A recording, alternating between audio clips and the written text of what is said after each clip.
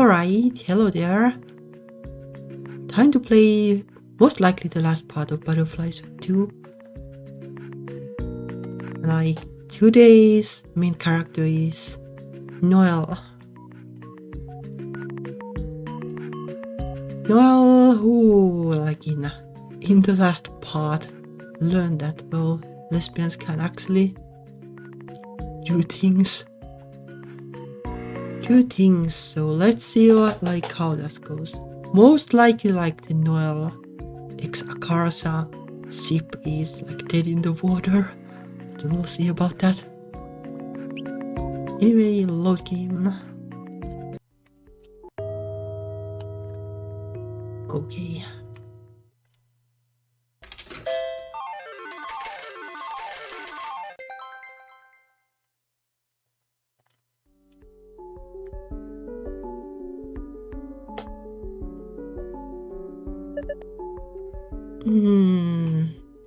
Alright.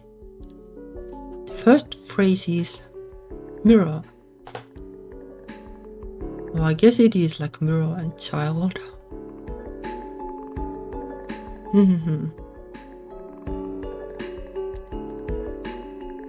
Now copies down the unfamiliar characters on the board, stroke by stroke. What did it look like again?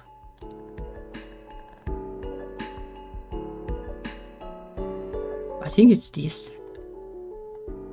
The radicals are gold and stand and see, and oh, then this is child.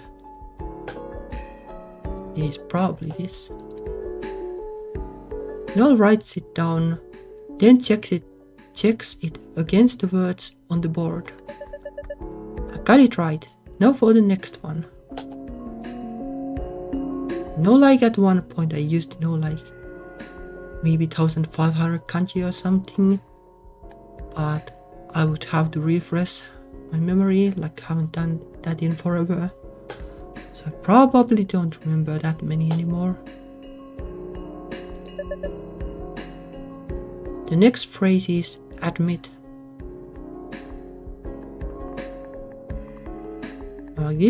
This is familiar. This I have probably seen, but don't remember.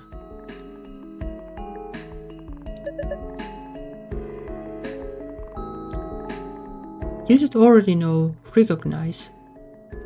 Oh, that is recognize.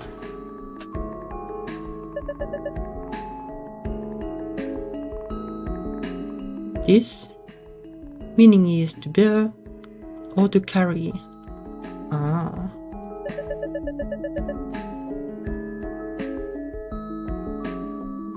This would be easier if Chinese words used an alphabet like most languages. I think it is an alphabet of kind. Well, it depends on how you define alphabet, I guess. It is a really big set of alphabet. It infuriates me how you can't tell how a Chinese character is pronounced by the way it looks, but the English is kinda the same. Contrast it to something like Finnish that every alphabet has a specific way how it's always said. English is a little tricky, but now nowhere as tricky as Japanese in terms of kanji. Hiragana is easy enough. It is basically the same. Hello. Basically the same as alphabet, more or less. Just syllables. But still easy enough. But kanji is difficult. You're forced to learn every single word twice, how it sounds and what it looks like. It's wildly inefficient. The other thing is that there are so many of them, that is the big problem.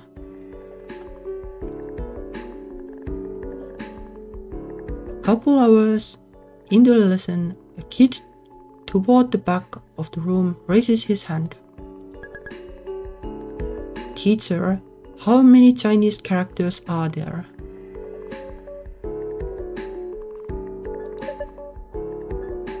At least 80,000. I didn't know it was that many. Like in terms of kanji, like if you know 1,000, you can kinda read something. I think if you know like 4,000, then you're pretty much there, like you can read everything. Probably like 2,000 is enough for like everyday life. 1,000 kinda is too, I say, but it's a little iffy at times. Like I think you want to know like 2,000. One day I'll have the time to learn them. But it's kinda annoying because it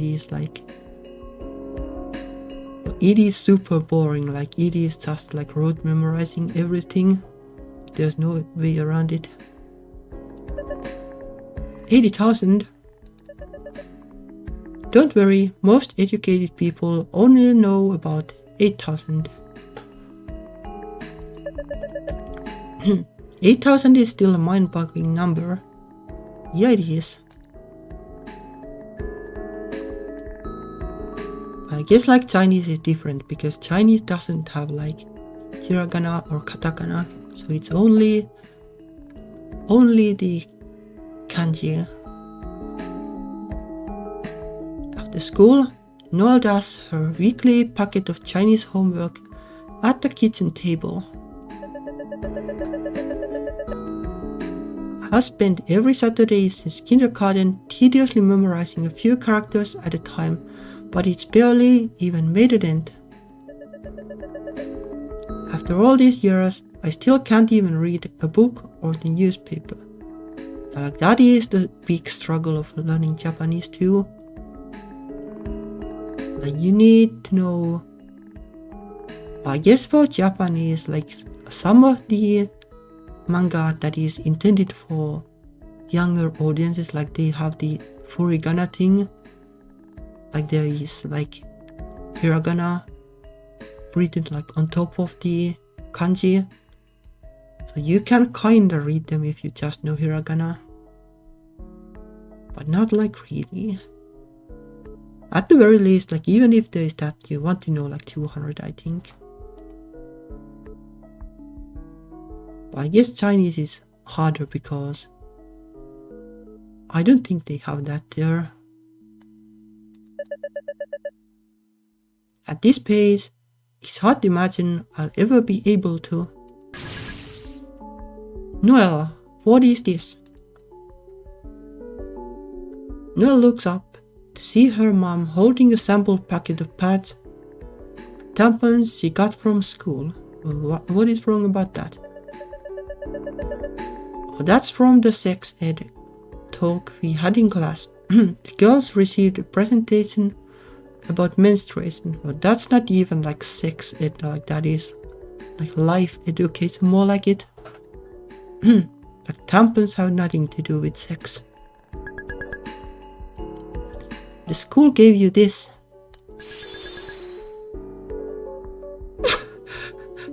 Using a tampon is the same as having sex. How? How is it the same? That's not what the teacher giving the talk said. It's just a tool for absorbing blood. No, you'll be able to feel it the whole time, and it goes into... Nah, that's not how it works, you know. Her mom can't even bear to say it. It's the same as having sex with a man. Sure, if that is your definition of a man, then well, men are pretty soft, I guess. And small. The woman giving the talk said plenty of girls use it. American girls get their period so early because they are thinking sexual thoughts at a young age. You know, that's not how it works either. I'm pretty sure about that. Yeah, like all these parents, like they are so out of touch. It's not natural. You shouldn't be thinking about these things until you're married. Nope. Well, if it comes to like menstruation, then I guess you have to get married pretty early to make that work somehow. After throwing away the immoral tampons, her mom goes off to the living room to watch a Chinese variety show. It's hard growing up, trusting very little of your parents' judgment.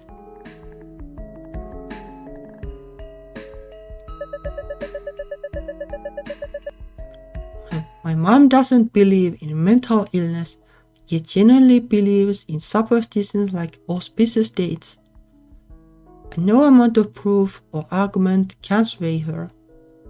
Yeah, that is people. Like some people, well, a lot of people are stubborn and don't change no matter what.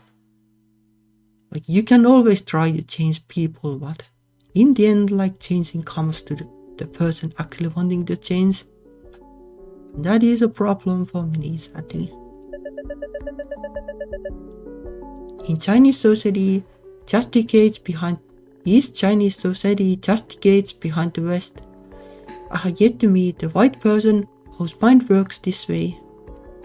Oh, there are people like that. Noelle glances over at the show her mom is watching.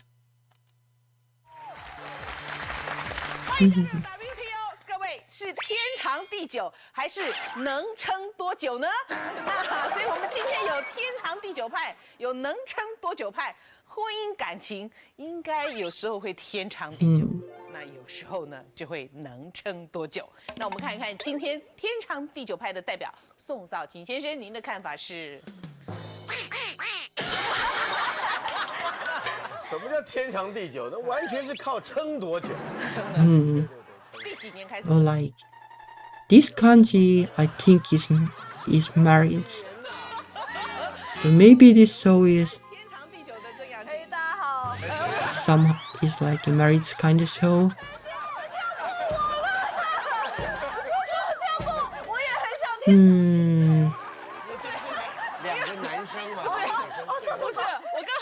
They are really loud so well.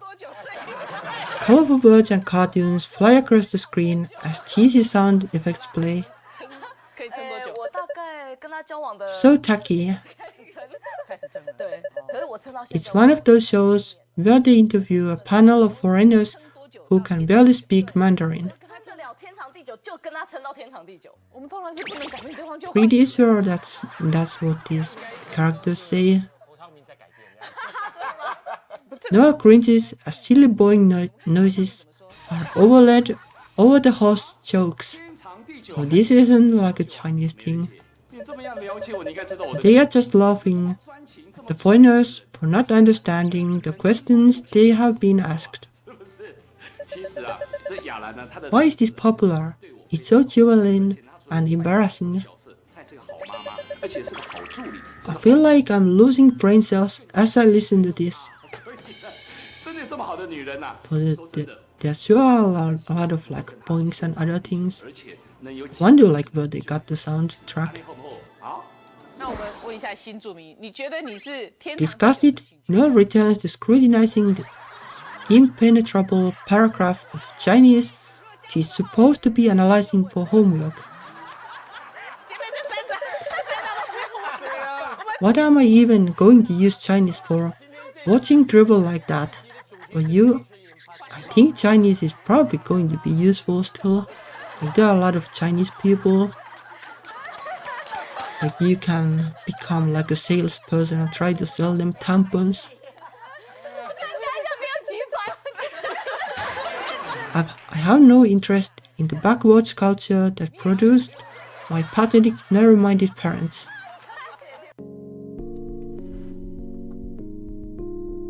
When a commercial break comes on, she throws down her pencil. I want to quit Chinese school. Her mom whirls around from the couch, alarmed. What? Why? I hate it. It always takes up my entire Saturday. They assign so much homework every week on top of the regular homework I get from school. Noelle's dad looks up disapprovingly from the newspaper he's reading. Well, you can't quit. What kind of Chinese person can't even speak Chinese? You'll lose face if you don't learn. Like this is the pattern like all of the parents in this game have. Probably apart from Akarsha's, I guess. Other people will think we are bad parents. Why does it matter what other people think? I'm the one whose limited time is being sucked away by it. My opinion should be the one that matters the most. No, you have to listen to your parents. It's for your own good. You're too young to understand. Well, almost nothing drives Noelle up a wall more than being told she's not old enough to understand something. Stop treating me like some feeble-minded little kid. I read at college level already. I guess, well, it doesn't matter. You don't have the life experience yet. Some things you can only know from being as old as your parents are. Well, I guess that is the pattern of like never getting there.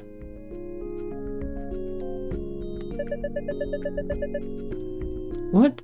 So just because you're older than me, you're automatically smarter than I am? Yes. I don't accept that. It's your culture. You can't just throw it away. Yes, I can. It's a purely constructed archaic language. That's not true. If it's so bad, how come it has worked for thousands of years? Well, that is kinda well saying that it is old. But not just kinda, that is just plain and simple. So you should take more pride in your culture. What is there to be proud of? I'm stuck learning the worst, most pointlessly complicated language in the world. Exasperated, Noelle's parents exchange look. You're still going to Chinese school. We already paid for your classes this year. Can I quit at the end of the year then? Uh-oh. If you still feel this way by the end of the year, fine, you can quit. Well, rip that, I guess. Shouldn't have promised that. I can? Huh? No, she can't. Think about it. If she goes to Chinese school with that kind of attitude, she won't learn anything anyway. Well, that is a point, like that is actually making sense. Although most likely Noelle would learn, but still. It's impossible to teach someone who doesn't want to be educated. You might as well at least save money. Oh, that is that talking about something that kinda applies to him too. Yes, the end of the year is pretty far away, but at least the end is in sight now. Quitting Chinese school will significantly free up my schedule. I can probably read a few more books every week. It will be so worth it. When I'm older, I'll be so thankful that I quit.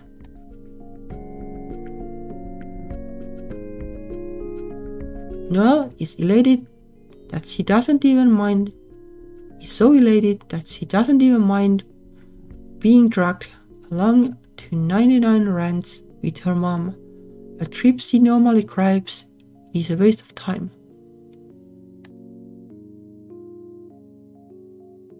As they browse the fishbowl ale, her mom's Nokia rings. She quickly brings it to her ear. A rip Nokia day. You know Nokia is from Finland and like they were like the big like company and kinda like everyone was proud of them, and then they decided, yep, we are making Microsoft Windows phones and rip Nokia. And then they fired like everybody pretty much because everybody knew that it was going to fail, but they didn't. Hello. Well, this is like easy enough to memorize, I guess.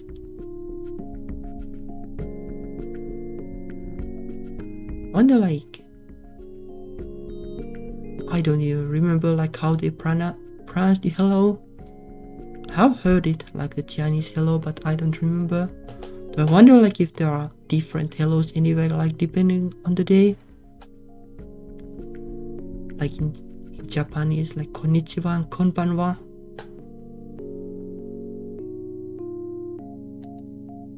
There's a pause. Her mom's face falls.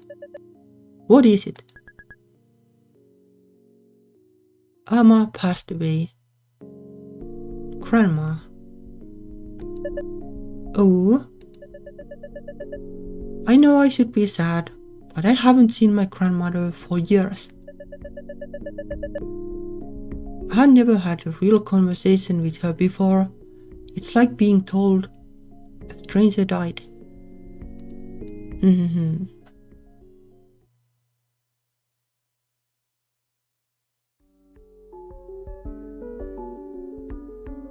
Yeah, like I don't remember like a smartphone happened, but the time Nokia went under, mostly went under, like that was pre-smartphone / the beginning of the smartphone era, I guess.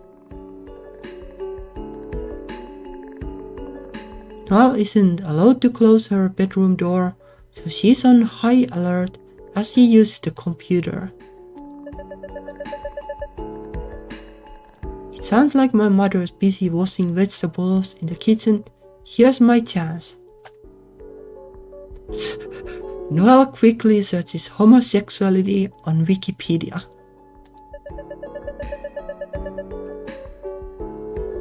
I skimmed this page once as research after Akarsha started insisting Dia and Minna CEO were romantically involved. But I'm positive there was no mention of it being possible for two women to have sexual relations. I would imagine that the page would have that. I would have remembered it. Maybe you just didn't want to remember it.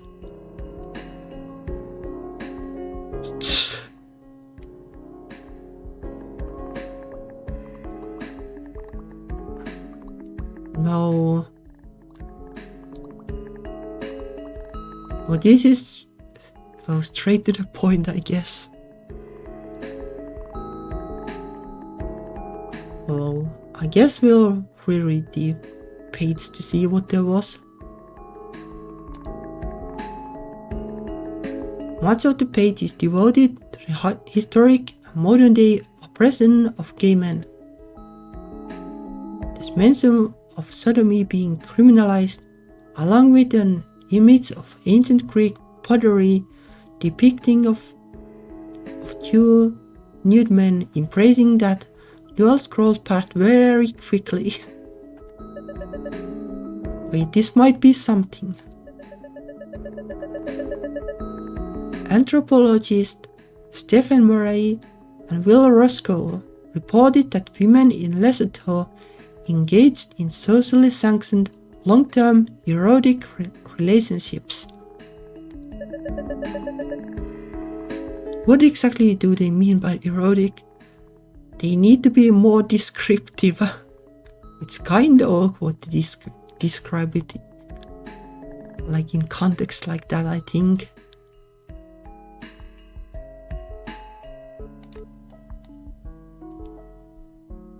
She clicks on the citation, but the source is a book called Boy Wives and Female Husbands, Studies of African Homosexualities.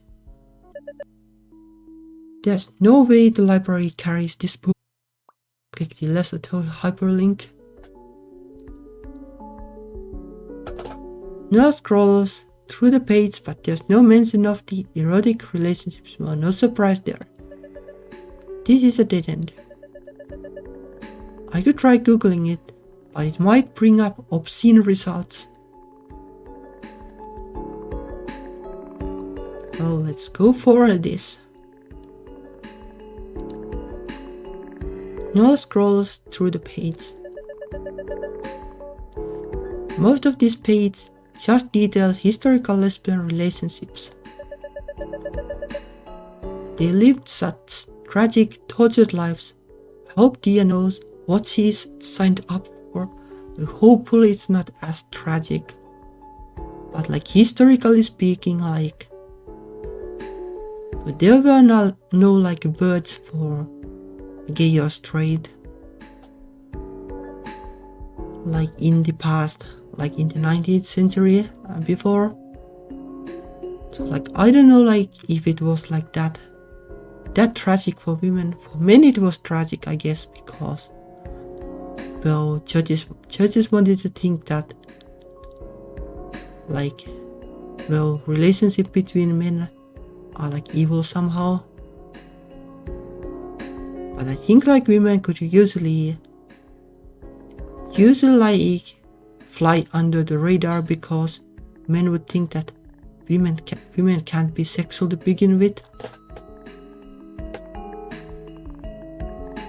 So I don't know like how tortured it would be.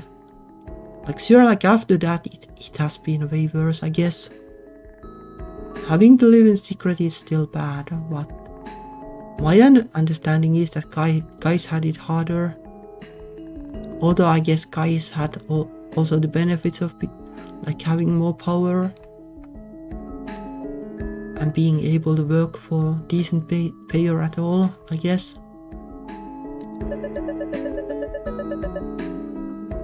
Before the late 19th century, the word lesbian referred to any derivatives or aspects of lesbos, including a type of wine. Yeah.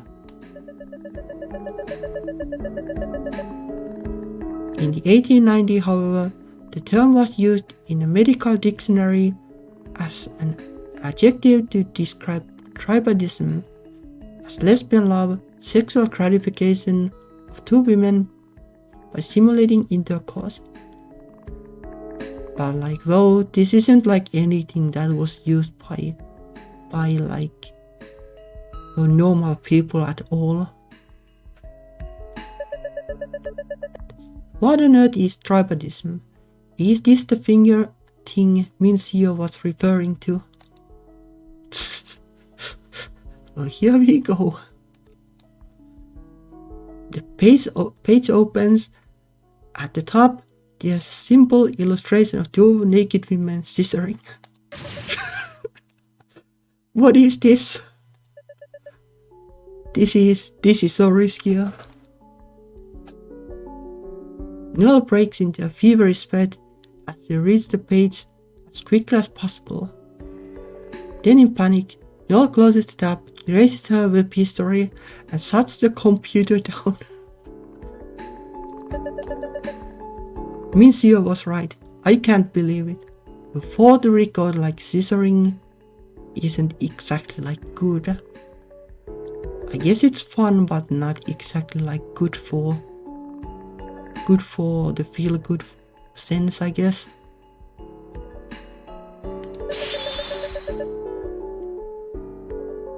Should such erotic content be allowed on Wikipedia? Anyone can read it, but that's the point, I guess.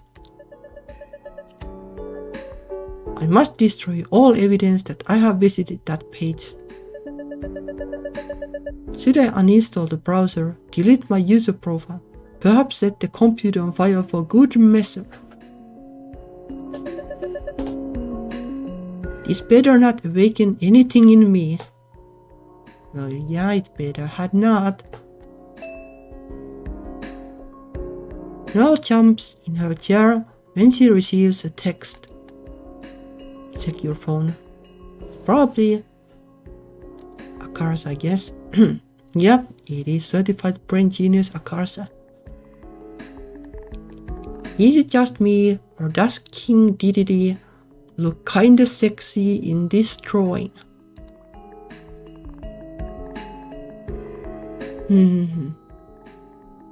But not sure, I don't see it. Question marks.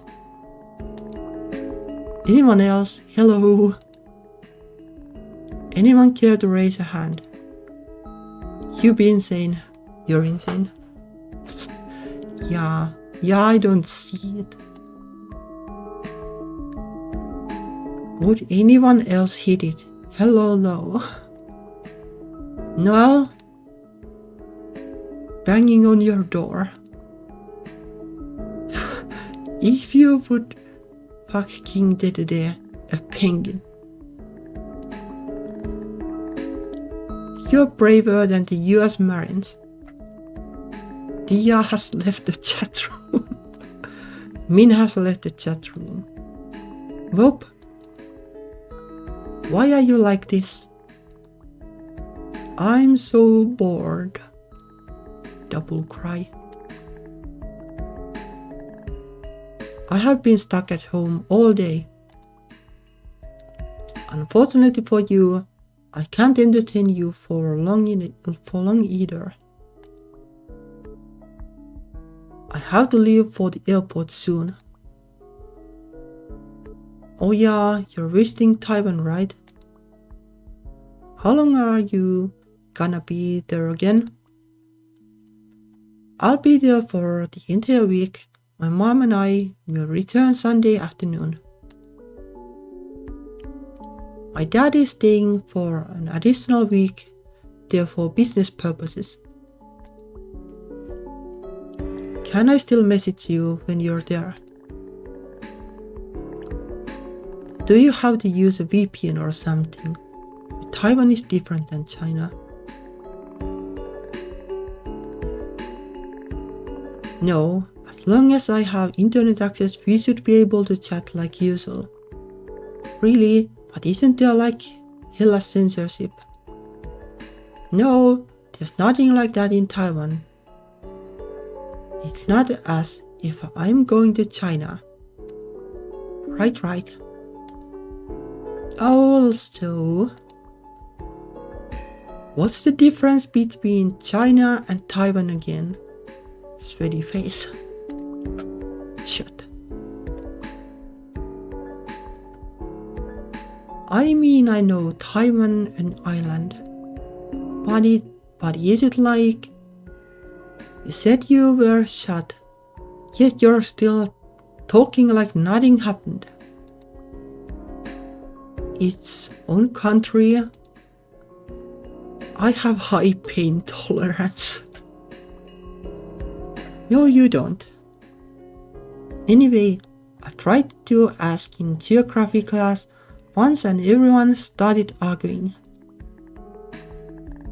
Everyone started arguing because it's a political question. Whether Taiwan is a part of China or a separate country is an extremely controversial issue. Why though? To be honest, I'm not clear on the details. As I understand it, the dispute is the result of a civil war that was never properly resolved. Yeah, that much I know. Huh. So are you Taiwanese or Chinese? Or both?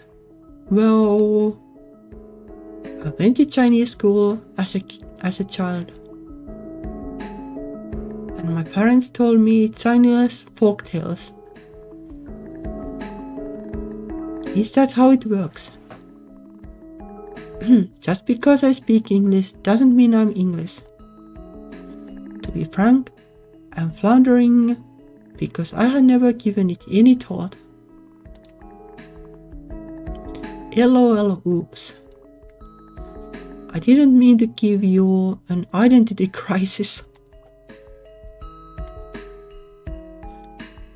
Even if I say I'm Taiwanese, hardly anyone knows what that means, even other East Asians. That kinda sounds like how most Americans don't really get desi identities. How so? Like, they think about it based on country. Like you're Pakistani or Indian, etc. But the countries weren't split on racial lines. Like an Indian Punjabi isn't really the same ethnically as an Indian Guju.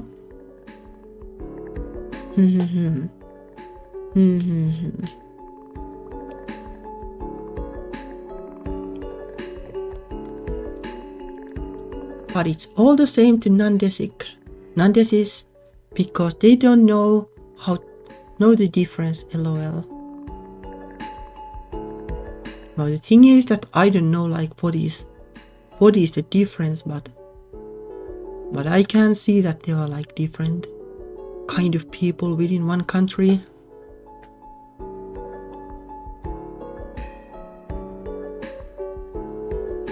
Like even Finland has like a pretty sizable like Swedish speaking like minority. Like maybe they aren't like racially different, but like what is racially different anyway? Like the fact that they speak a different language probably like already makes like a big difference. Oh, you're right, I don't know the difference. Wait, I know. Answer to what you are. What is it? You are French. Because you're a Frenchman, hot. That doesn't help me at all. No. Yeah, the chats are always weird in this game. No. Nope. Later that day, Noelle sits in the backseat as her dad drives them to the airport. She feels a flash of rage when she sees a passing car sporting a proud parent of an honor roll student bumper sticker.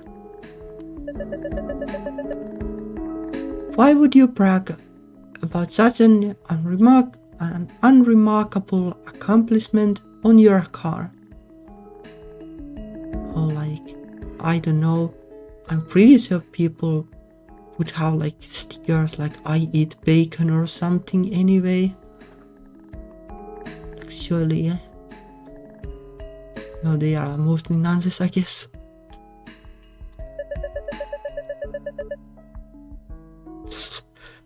You're supposed to be on the honor roll. It's like buying a bumper sticker that says, "My child breathes air." I wouldn't be surprised if people had this too. My parents would never even bother mentioning such a banal thing. Noelle's mom squints at the airport signage as it passes them by. Noelle, what's the signs for us? Why me? I don't even know how to drive. You were born here, you read faster than us. Alright. How is it that after living here for 20 years, they still haven't mastered English? My mom can't even speak English well enough to carry a conversation with a stranger. Like 20 years is pretty long for that.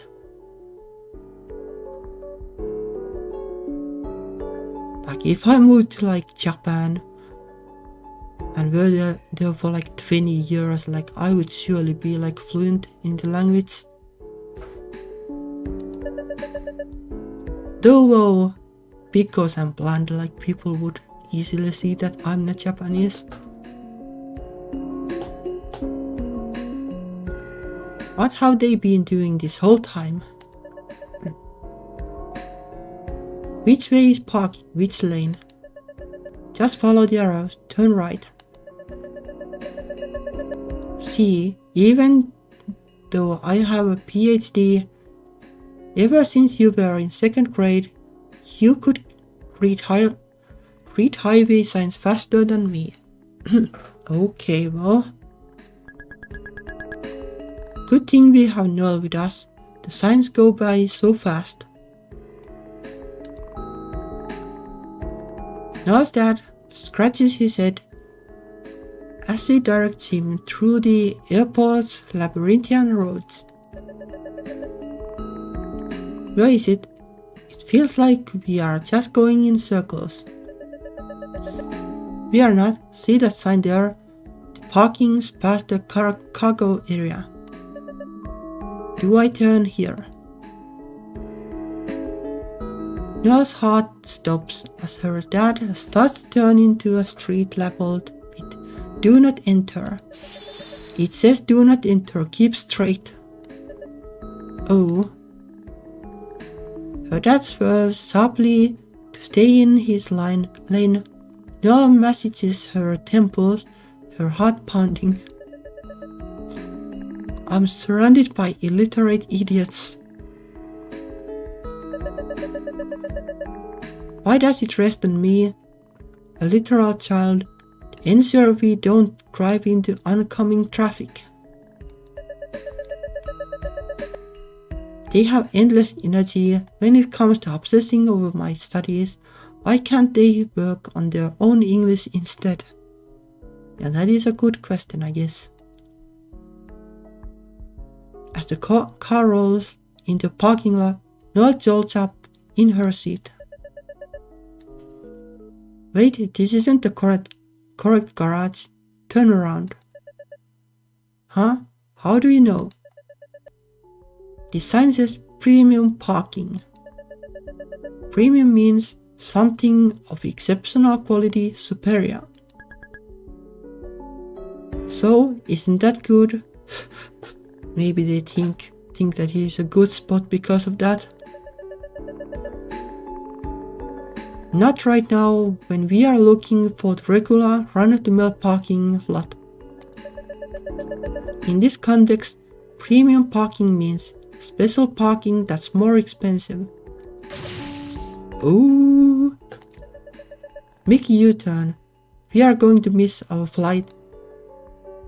Noelle's mom sighs as the car makes a series of turns. This would have been easier if you could talk to us in Chinese. This would have been easier if your English was better too. Noelle crosses her arms in the backseat, fuming. Why am I the one responsible for making sure we are not separated by a language barrier? You were the ones who chose to move here in the first place. Yeah, I guess. 16 hours later, Taipei. Noelle and her parents take a taxi from the airport to an alley lined with parked scooters. This must be Agang's apartment. We are staying here for the week, Grandpa. Her mom presses the buzzer. We are here. Come in, come in.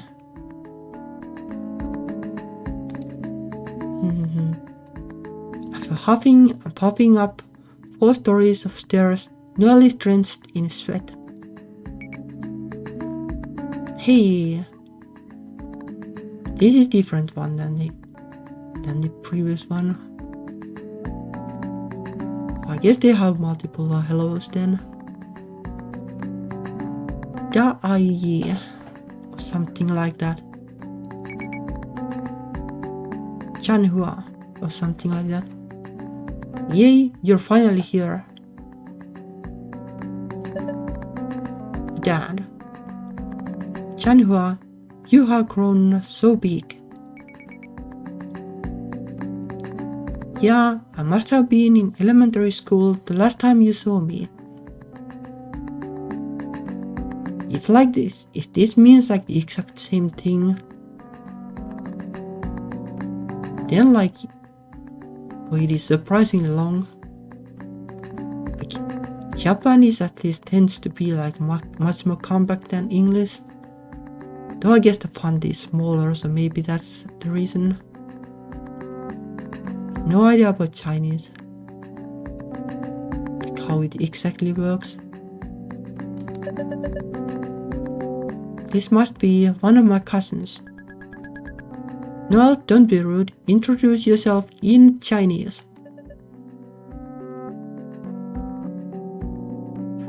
Hi everyone. I fall leaking. Pronunciation is so atrocious. I don't know if they can even understand me. What do you say? There I am leaking. Can I just talk in English? Agang doesn't speak English. He only knows Japanese, Taiwanese, and Mandarin. Oh. Even the Mandarin, he's nearly forgotten. Da Aye gestures at her daughter. She's wearing thick glasses and carrying a huge brick of a book. Noelle, you speak English with Chunhua. She won't go college in America, so she very happy practice speaking. Yes, can you call me literature? Is that a name she chose herself? Chinese people have such odd taste in English names. Is that even a name? That's alright. Chanhua is fine. We are the same ages, right? Who do you think is more tall? Chanhua eagerly stands back to back with Noelle so the others can judge. Wait, you're standing on your tiptoes. That's cheating. Huh? No, I am not. Wow, you two are the exact same height. They are both skin and bones. They really are cousins. One US version, one Taiwan version.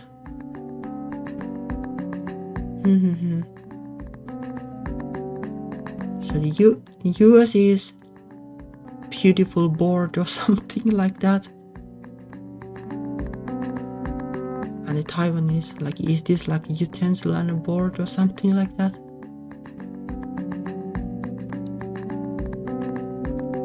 Noelle glances at Chanhua, realizes with a start that she's right. It's like meeting a version of myself from a universe where my parents never went to America. A stranger with my face. You're sure I'm not taller? What does it matter though? Yes, we're sure. Question marks. Question marks. That must be Taiwanese. Chanhua gives him an affectionate affectionate hug as Noelle awkwardly watches from the sidelines. Meanwhile, the adults launch into an animated conversation in Taiwanese. Question marks. I wonder what they are talking about. I wonder how different Taiwanese is. Probably they also use kanji, but is it that different?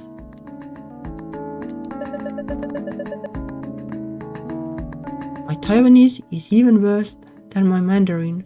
I don't know a single word. Actually, wait, isn't Agang Taiwanese? They didn't cover it in Chinese school. Could it be a term exclusively used in Taiwan? It's really a special sort of confusion, not knowing what language you're speaking. I guess that means that they are at least partially the same, but not exactly.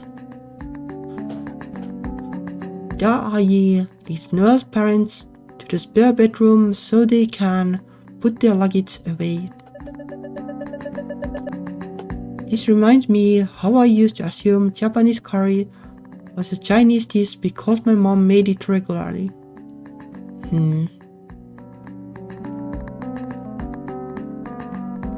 Well,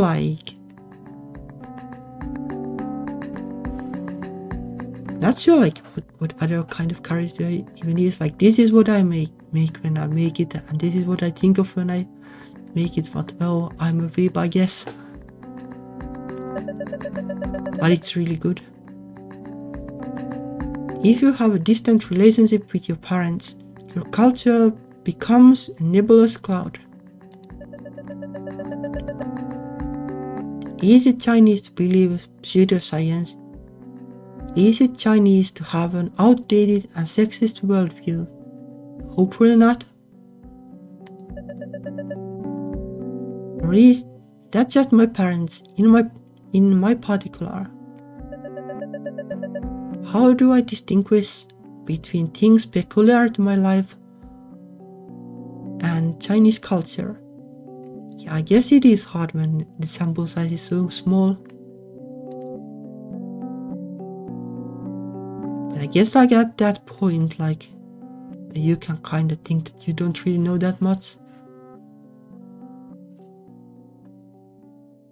I guess even if you live in one country, you live on one side of the country and you have certain kinds of food there, and then you go to the other side of the country and well, at least I'm then dubious are the things that I ate and the things that I did exactly normal, or are they just things that happen where I lived, basically. Anyway, Chanhua brightly takes a seat next to Noelle.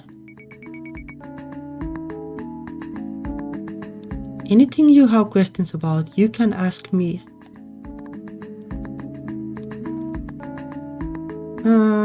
Ask about the area. Tell me about the surrounding area. Let's look outside. Chanhua goes over to the window and points as Noelle peers outside at the street below. This way is my house. Me and my mom, we walk over all the time. You must live pretty close by if you're able to come on foot. Yes, we are only a few streets away from Agang. Every weekend, me and my cousins spend here. That's so different from my experience. When you are all settled, the 7-Eleven, we go and grab a breakfast. Breakfast from 7-Eleven. What? You have never had it. It's good? Is it? It won't be all greasy. I guess like even this like might differ depending on country. I guess like something like McDonald's is probably the same, more or less the same everywhere, but I don't know like what is 7-Eleven, like how is it different? Hopefully it's not McDonald's like. No, they have fresh tea eggs, hot yams, oden. If you want a pre-packaged breakfast, they'll heat it for you too. Yeah, I guess it's nothing like that then. In America, it's not like that. The funny thing is that I have no idea what it even is, so like to me it's like a double mystery in a way. No, American 7-Elevens are just junk food stores. Chanhua points at the train as it rushes by. There's a train station near to us. We take it a lot. You don't use the car to get around. Not much. When we can't use the train, we ride our scooter.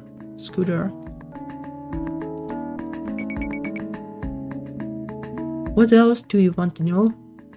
Well, I guess about the book. What are you reading? It's a Chinese translation of a Russian novel. So now it's Chinese and not Taiwanese. But I guess because of the... like it might be because of the politics that they have to read in Chinese. Like maybe it's hard to get stuff translated to Taiwanese.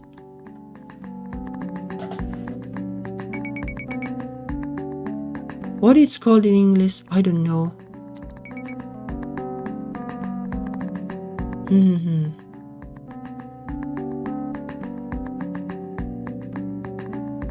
Well, like this is well, Big Brother and Little Brother, I guess.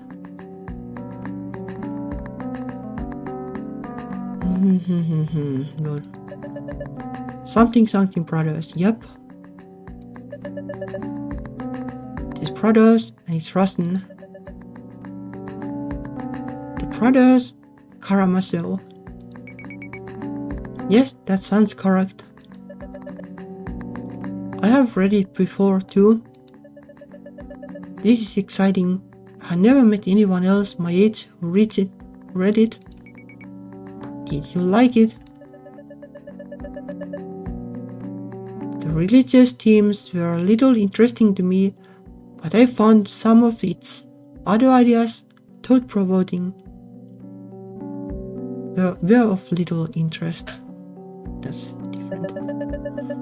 For example, it argues that humans are so deeply shaped by others that everyone bears some responsibility for the sins of everyone else. I wouldn't really agree. Everything we do is the result of a huge interwoven chain reaction of human interactions, and as a result, crime is never truly one person's fault. Well, I guess like it depends on like how far you go. Like you can go like well, it is like the fault of the parents because they didn't raise the child right, or the fault of the grandparents, or like I guess like up to a certain point, I guess it kinda makes sense. But also I'm pretty sure there are cases where it's hard to blame anybody but the person who actually did it. And like ultimately, I would like to think that people can like, well, think for themselves, I guess, and not do things just because they are told to. It's a societal failure. To Noelle's disappointment, Chanhua nods, looking lost. I see. I guess what I said was beyond her English level. I need to scale back to a simpler topic. Do you like reading? I like reading. Are you a nerd? The sudden question baffles Noelle. Yes, I suppose so. Good, me too. On the wall, there's even a photo of me that what? Actually, I changed my mind. Don't look too much at the photos on that wall, they are embarrassing. Okay, well, that's kinda what you say when you want people to look at them. What else do you want to know? Ask about the photos on the wall. Tell me about these photos. Okay, if you're sure. They go over to look at the pictures on the wall. The first one's of Agang and Chanhua at the park. There's a small chestnut-colored warbler sitting on Chanhua's arm. That bird, at the park we found him abandoned. It was because he fell out of his nest and broke his wing. After he got better, we taught him to fly so he could go back to the wild. How do humans teach a bird to fly? How does that work? Do you just flap your arms and it will learn? I see, that's very noble of you. It was Agang's idea. He's quiet, but he is so nice actually. You seem very close to your grandpa. Your grandpa? He's your grandpa too. Oh, that's right. To hide her embarrassment, Noelle quickly moves on to the next photo. It looks old. A swarm of children are building a sandcastle. Smiling adults look on in the background. This is me, Wan Ping, and Wan Chang. Wan Ping and Wan Chang are my older cousins. They are my uncle's children. Wan Chang's working right now. Too bad Wan Ping is traveling right now, or else we could have hung out. Where is he living? Japan. It's his honeymoon. Ooh. Honeymoon? Did he get married? Yes, a month ago. Oh, I had no idea. In the picture, the people behind us is Jiu, Agang, and Ama. We didn't know it, but that weekend was our last one with Ama. I can't help but feel jealous they had any weekends together.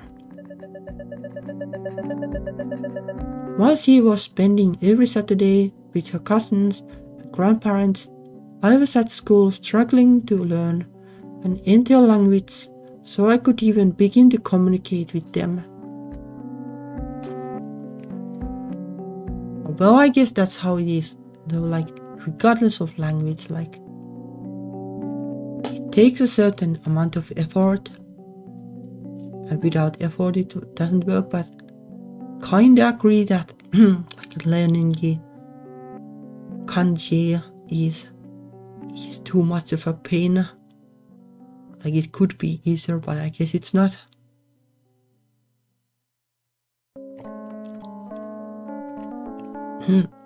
Chanhua reluctantly gestures at the last photo, which he was clearly saving for last. And this one is of me with all my anime figures. Ha ha ha. Oh, so this is what she meant by nerdy. It's alright. I have a good friend who's interested in this sort of thing too. You're Akarsha, I guess. Really? And she's American. Yes. But actually, like, I guess it's like multiple people depending. Like other people from the baseball club also did that. Like the two girls who used Japanese nicknames, at least, I guess. She sounds cool. I want to meet her. You do? Once Noelle turns away from the photos, Janhua points to a framed certificate hanging on the wall behind her. You should look at this award too. It's your mom's. What? Really? Yeah, in college she won a bunch of poetry contests. She was even in the newspaper. I had no idea.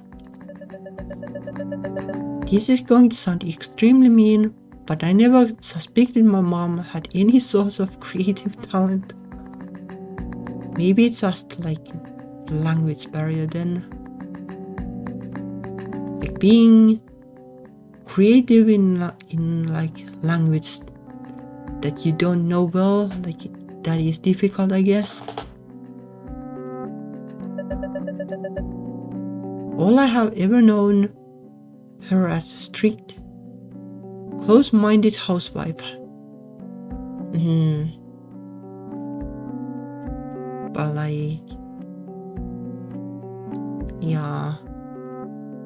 But I guess like even then, like surely you have like space to be creative at least like a little bit. Here, you should read her things. She's very skilled. Janhua pulls a magazine out from a cabinet and flips it open to a page of poetry. ... She probably doesn't understand it. See what I mean? Some people just have a way with words. It's a big waste, she quit. I guess there wasn't enough reason to keep doing it over in America. I wonder though, like if there would still be a reason. Like it's not that you need to do everything to be in the newspaper or something. Noelle stares blankly at her mom's poem. I can't read any of it. I knew it.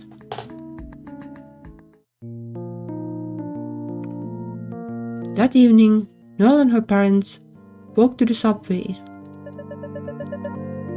Here's our train. We should reach the night market in a few stops. Well, now it's Stardew Valley time, I guess. I hate taking public transit. The trains are always filthy and poorly maintained. Not really. Not here at least.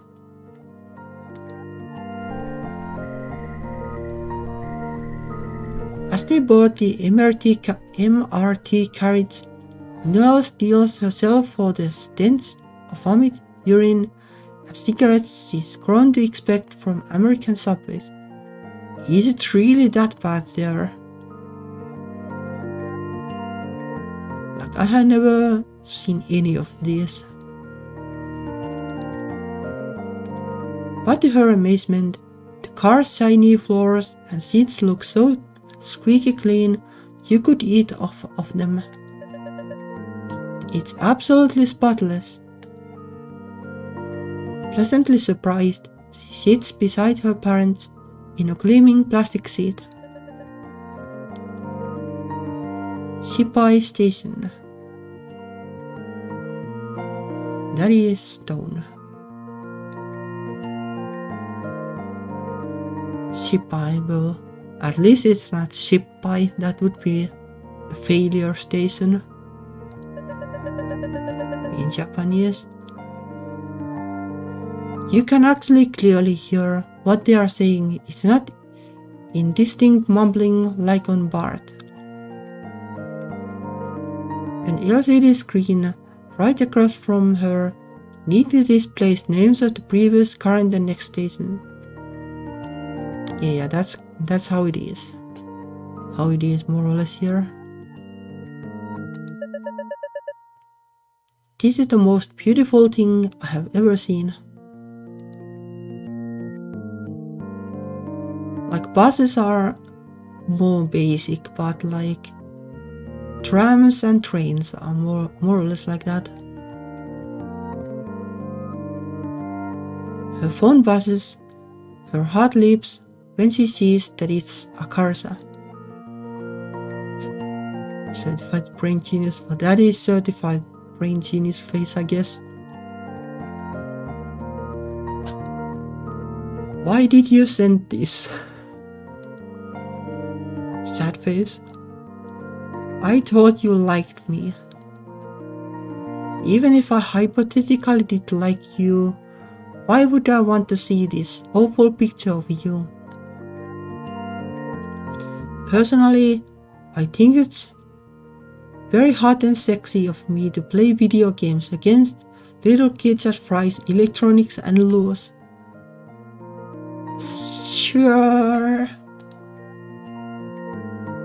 Is that what you're doing? Now I'm back home, now playing the game I bought. It's called Portal. Oh, that is a blast from the past, but a good one. Dude, you'd love it. Yeah, I'm imagining like Akarsha is playing it like Gladys is Noelle or something. I don't play computer games. No, you'd love it, trust me. It's not like other games where you're some guy shooting stuff. You're a girl and it's a puzzle game. It's in a science research facility.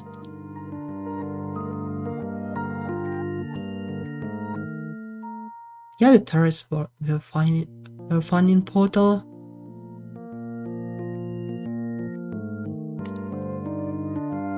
Oh, I'll give you the CD. Just play it. I'll consider it after I return from my trip. Oh yeah, you're in Taiwan. What are you up to right now? I'm riding the subway with my parents. How is that?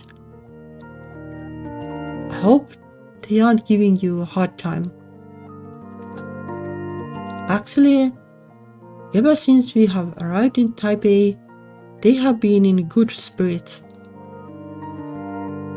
I've never seen my mother so relaxed before. She must be happy to be back home to see her family. Oh dang, that's good. We are on the way to the night market right now. I feel paranoid that everyone can tell I'm a foreigner. LOL, I get what you mean. When I'm in India, they can tell I'm American before I even open my mouth. It's probably because of your clothes. Just from the way I carry myself. Her mom sighs as Noelle taps out her response on her phone. There you are, addicted to your phone. How am I addicted? Compared to other teenagers, I barely use it. You spend so much time talking to your friends. What's wrong with that? But friendships are only temporary. As soon as it's inconvenient, they'll all disappear. So that is pretty cynical. Like you could as well say that that like, well,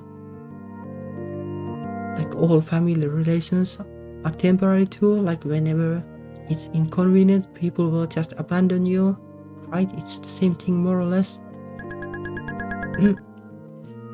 After I moved to America for your future, not a single one kept in touch with me. Well, it's hard because I would imagine, well, yeah, there are definitely time zones and things too, and the distance and everything, but like you could always make new friends. Only people you can trust is your family, and I was so far away from all of mine. The life of an immigrant is a lonely one. Yeah, I guess though, that is true. Like making friends, like it takes a lot when you're older, and then like when there is the language barrier and stuff too.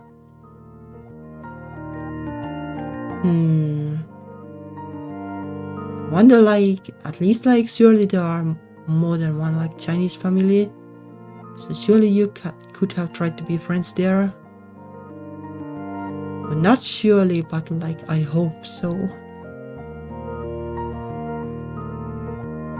But I can see this, like just like being like older, like out of like school and university, like it already means that it's hard to make friends.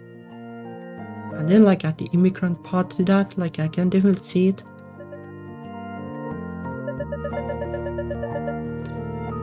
Is she hoping I'm going to console her, or thank her for making such a brutal sacrifice for my sake? It was her own decision as a full-grown adult to move here. It wasn't up to me. Her mom sighs heavily and stares out the window. There's a message she's always trying to impart on me. I'm lonely because of you. Yeah, well, that's kinda unfair still.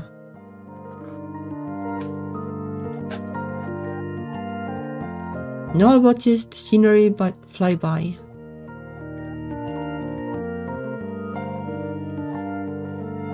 Or like outside of like even like if there are no like Chinese families in the same area, like I guess it's kinda hard because there are people who are like dubious about people from different backgrounds, but even still, like I would hope that like the typical American families could also be friends with her, or typical American people. Like doesn't need to be the same culture, like it can be more interesting too if it's people from different cultures. Even though I don't really know any, but well, I'm a loner in real life anyway.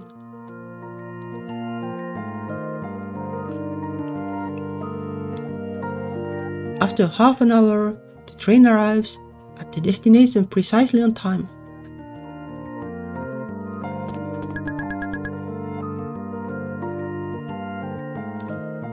Let's look for clothes. You need new ones. But I have plenty of clothes already. They all have holes in them. You should just throw them away already. Noelle browses through a sea of clothing racks with her parents. A hideous pair of beige pants catches her eye.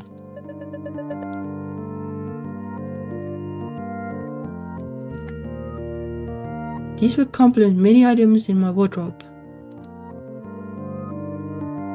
She turns it over in her hands, searching for its price tag, but it's missing.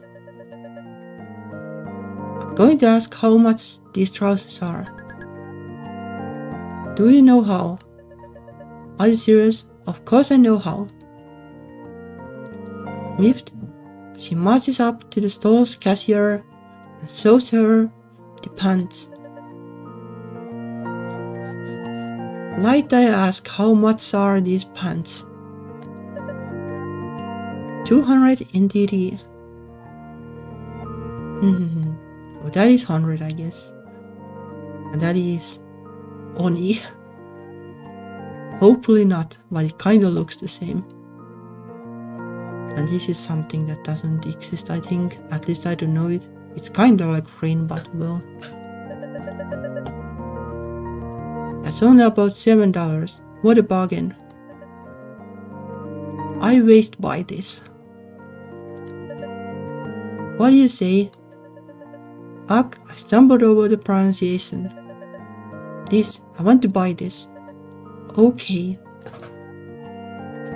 Ashamed, Noelle doesn't dare speak another word as the cashier backs her purchase. Excellent, simply superb. After 6 years of Chinese school, I still can't speak, read, or write Mandarin. She finds her way back to her parents, who are just finishing up their purchase at the neighboring stall. Like speaking is always like the hard part about languages, I guess. Like reading is easy enough to learn because it's easy to find stuff to read, but it's hard to find like actual situations where you can speak. And that's like ultimately what you need to learn how to speak. Learn how to speak, but yeah. I'm hungry. Let's get dinner at the food court. What for? There's food stalls all over the place. We can't just eat as we shop. No, I wanna properly sit down somewhere and have a meal.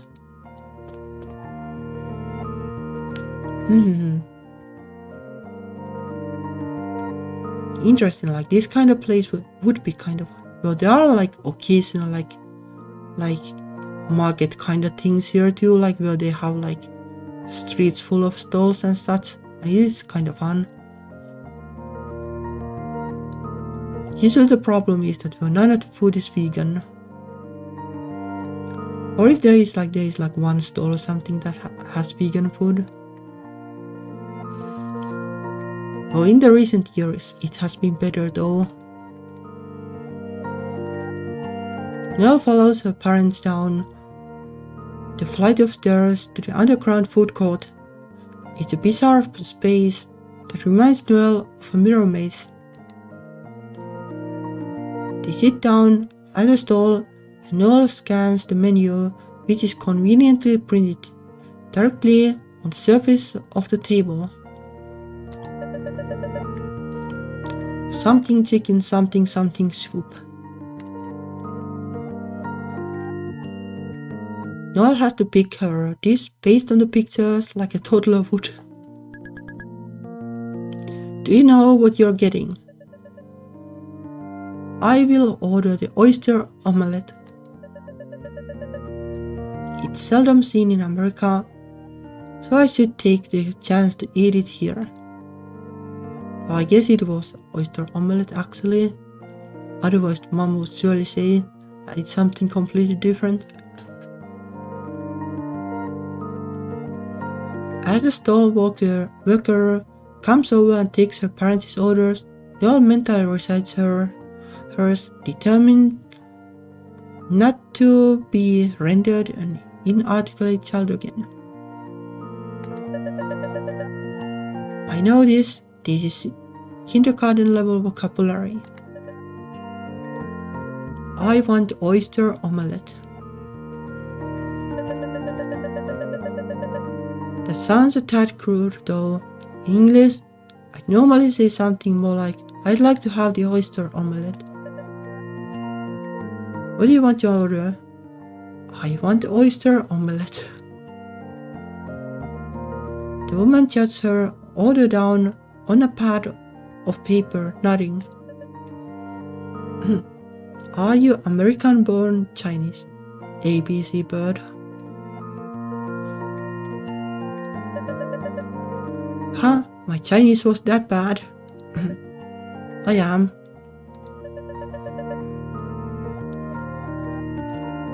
I could tell, I guess from your accent, so heavy. Noelle's mom sighs as the woman walks off to prepare the meals. All those years of Chinese school wasted. Well, I guess, but they all knew it. Smug face.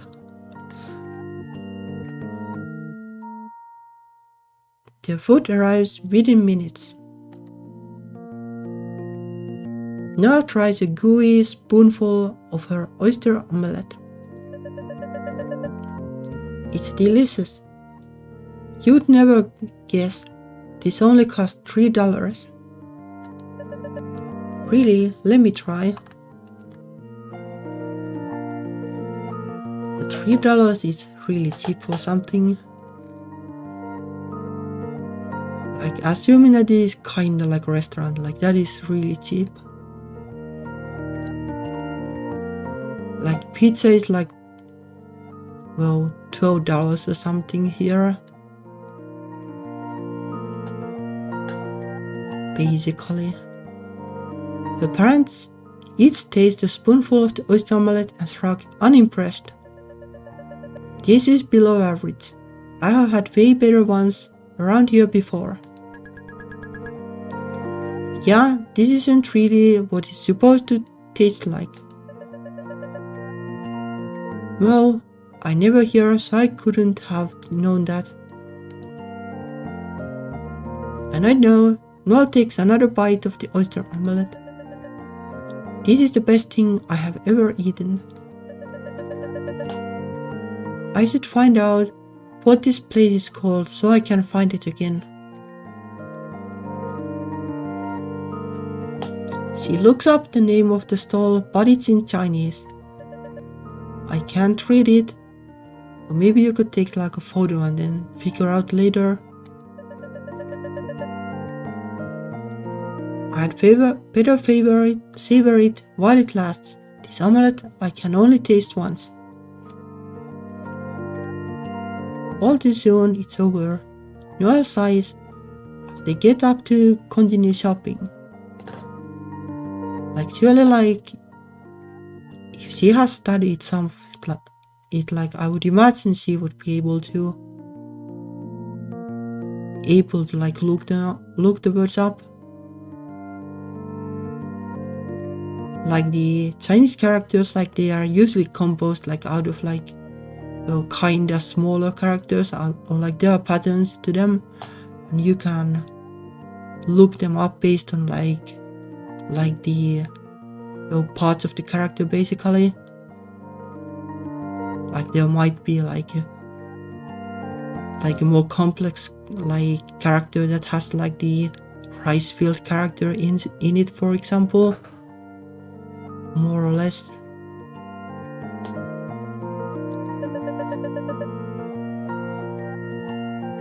You should have tried harder to convince me to learn Chinese.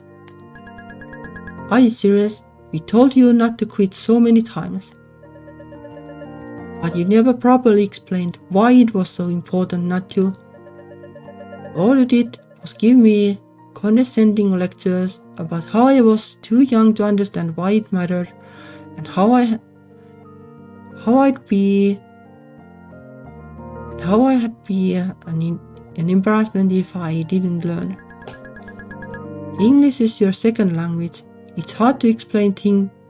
English is our second language. It's hard to explain things to you. And it's true, you are an embarrassment. Oh, thanks, Mom. Last week, I saw our neighbor's son Michael mowing the lawn. And he greeted me in Chinese. Hello, Auntie.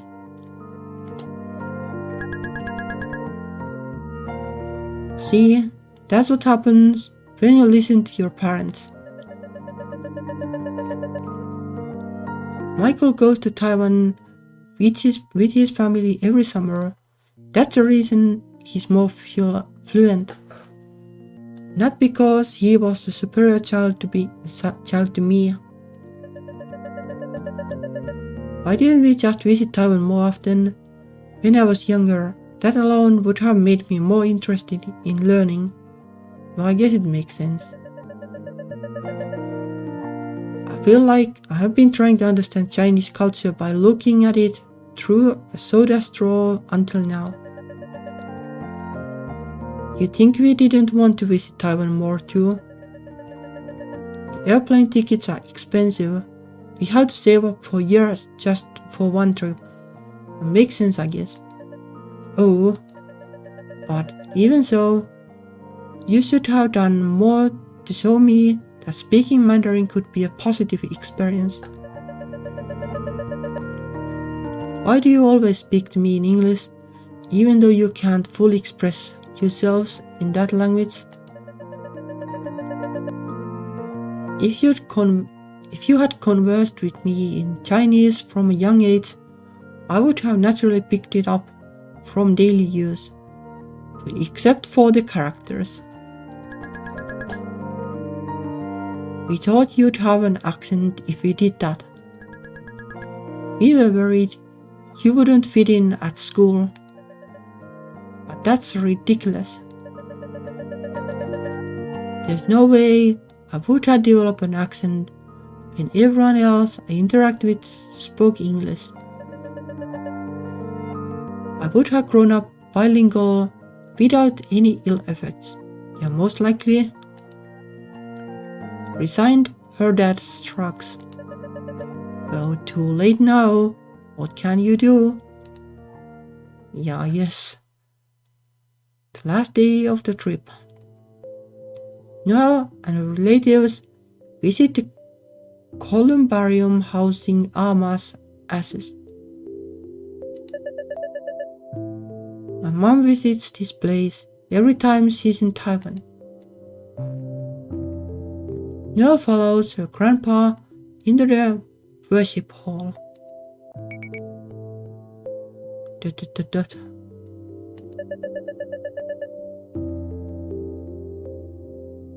We crossed an ocean to see my grandpa, and I have barely spoken a word to him. It's not out of lack of interest.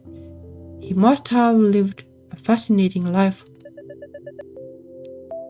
He's the only grandparent I have left. But how do you gain access to the heart of a stranger?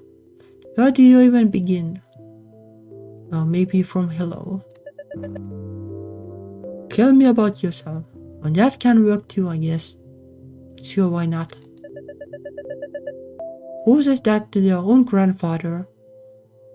It would sound like a job interview. Maybe, but I'm also sure that he would like it.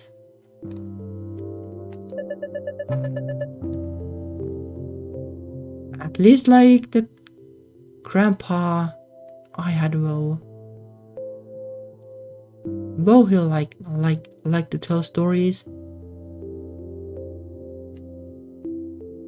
Well, I guess like my dad also likes to tell stories, but haven't been there in a while either.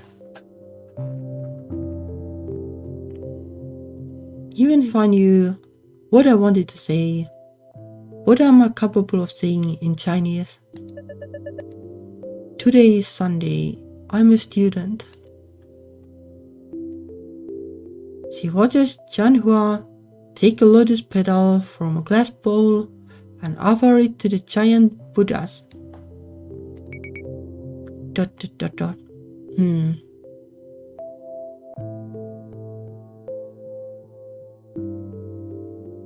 Well, the Christmas is probably with the fellow vampire lady, so it's kinda tricky. Like I actually have like the same experience in a way, even though like it's not like an ocean between me and my parents, but still I can kinda see the parallel. like it is relatively far still, even if it's in the same country. But mostly because I'm poor, so I can't like really afford the train tickets.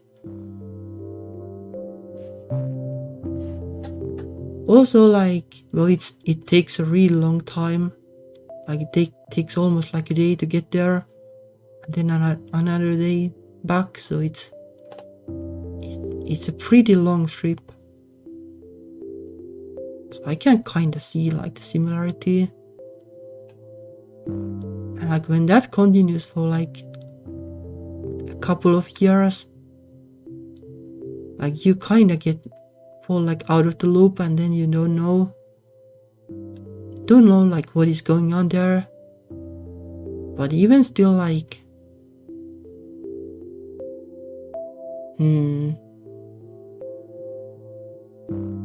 also like, well, here in Finland at least, like, well, a lot of people aren't like that talkative to begin with.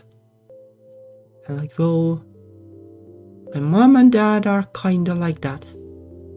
So it would take like little more effort to get each other going, and then it's like, well, what are we even talking about? But still I guess it would be worth it to do that.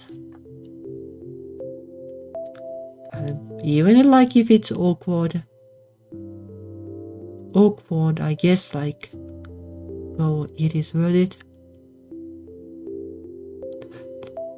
Well, like, it doesn't need to be like that basic. Like, it can be something like slightly different. Like, do you have like any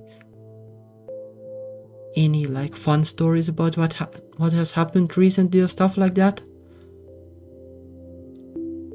Well, just like the how's it going, like that can already get you a conversation, so why not? It doesn't need to be like a job interview for it to work. Noelle, we are going to pray for Amma. Take a flower petal from the bowl over there. Can I pray in English? If you have to.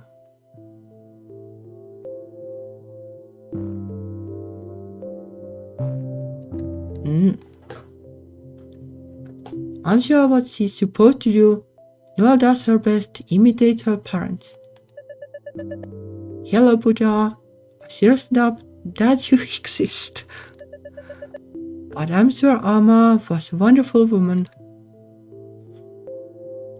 Janhua deposits her lotus petal in the bowl before the Buddhas, her eyes shining with tears. I miss Amma. ...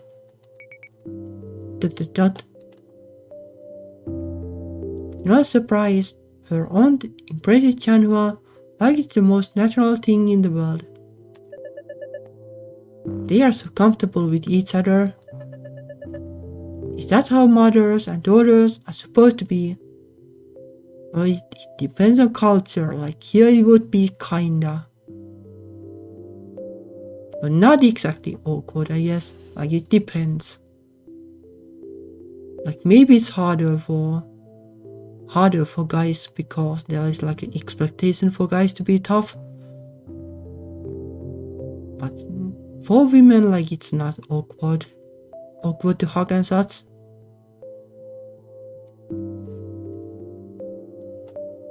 I don't think it needs to be awkward, like regardless of what. But I think like people sometimes struggle with that here. I guess it's like it is cultural in a way. For sure. When I look at my mother, the first emotion I feel is stress.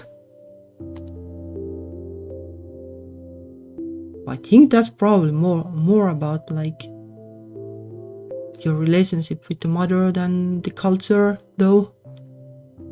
Like even if it's like awkward to hug in the culture, even then like stress sounds kinda rough. Noelle deposits her lotus petal in the bowl and joins Agang, who's waiting to the side.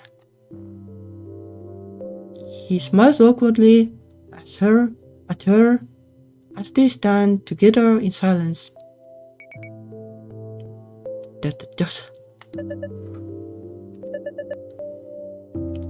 What should I do? Like, you could give him like a thumbs up or something.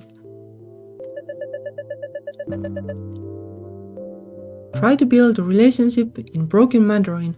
Tell him I like reading and my favorite color is green. That's probably kinda awkward. Like, surely like how do you do and stuff like that is taught like pretty early on, so I would hope she knows how to do that at least. Or do I let the moments pass me by, say nothing and remain strangers? Am I a terrible person if that's what I do? You could give the thumbs up if nothing else. Might be awkward here though, but still. Come on, we are going upstairs.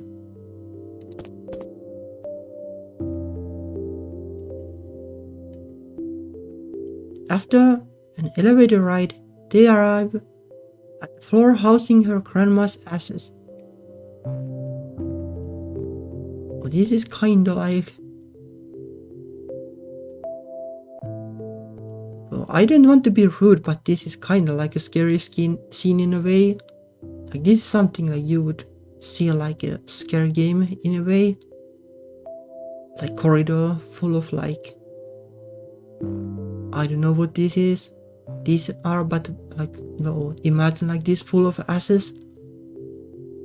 It is kind of like a creepy scene, but I guess like for people who actually live like here and like this is a tradition, like maybe for them like this is like a comforting feeling to go here. Like, it's interesting how different it is. Like here it's mostly graveyards. Although graveyards also give me kinda the creeps in a way. Not like exactly, but it's not like a comfy feeling. Amma's over here. Noelle follows everyone down the hall to one of the niches. The only thing distinguishing it from the others is a tiny name tag on the door. Not that I can read it. Even if I could, I don't know the names of any of my relatives. But you could always ask. And at this point, I'm too embarrassed to ask. Well, I guess I can kinda see it. Even Chanhua's name is only known by sound. I have no idea what it looks like. Noelle's dad points the units beside Amma's.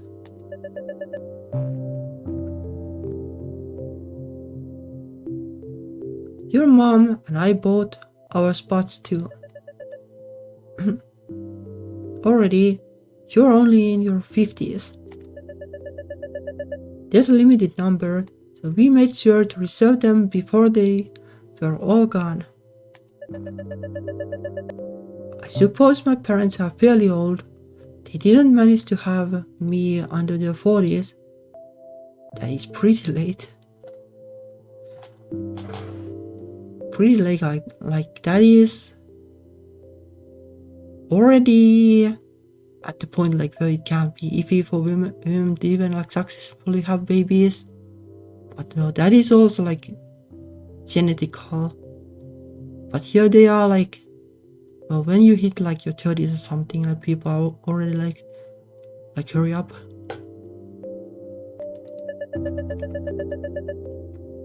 Going off of the average American life expectancy, they probably have around 25 years left. Sniff. Noelle's mom wipes her eyes as they open the little door of Amma's unit. Will I cry when my mother dies someday? Well, hopefully like you will have good memories about her at least. I'm starting to seriously worry that I won't. What kind of monster does that make me? What kind of cold, heartless person cares so little about their own parents? Is there something wrong with me? Do I just not form emotional bonds as deeply as ordinary people do? That could also be another thing.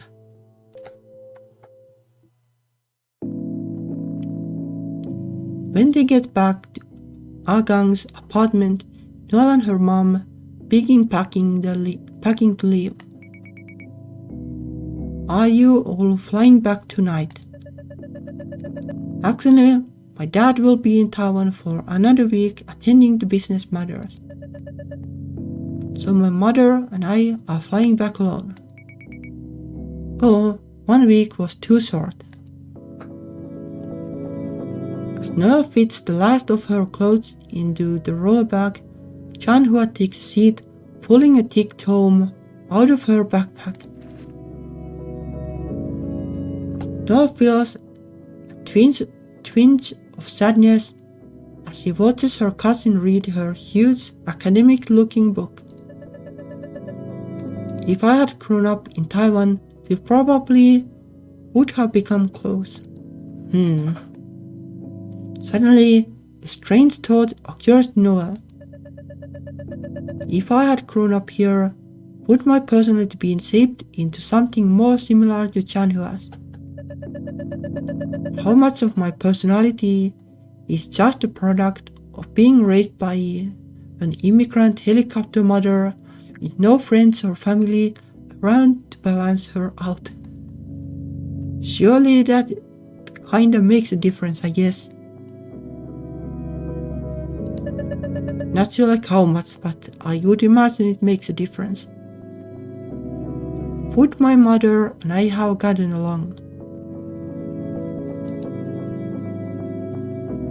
The magazine Chanhua showed Noelle earlier is still out on the coffee table, taunting her. I finished packing, so I have some time to kill before we leave for the airport. Maybe I can translate the poem my mother wrote. Yeah, you could at least take a photo and translate it later. Noelle digs her emergency Chinese to English dictionary out of her backpack. I was being a petulant baby in elementary school. All I have to do is persevere and power through learning the language properly this time. I'll simply look up each word I don't know and burn its pronunciation and meaning into my memory. But that is probably like a good way to do it.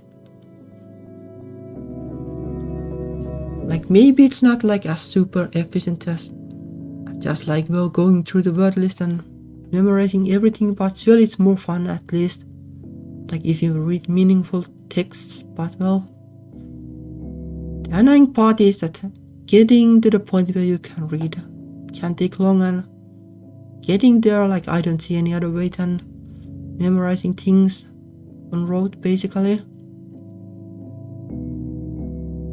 Unfortunately, she doesn't know a single word in the poem's first line.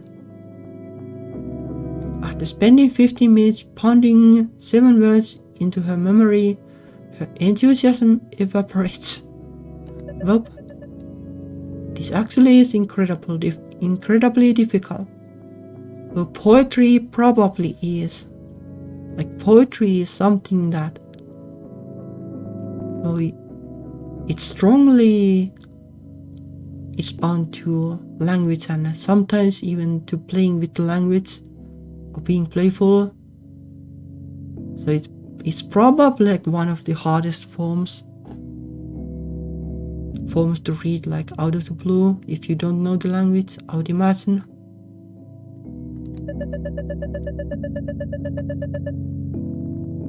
I'm not surprised that I have nothing to show for my 6 years of Chinese school. It feels like the knowledge is just washing over my brain like water over plastic.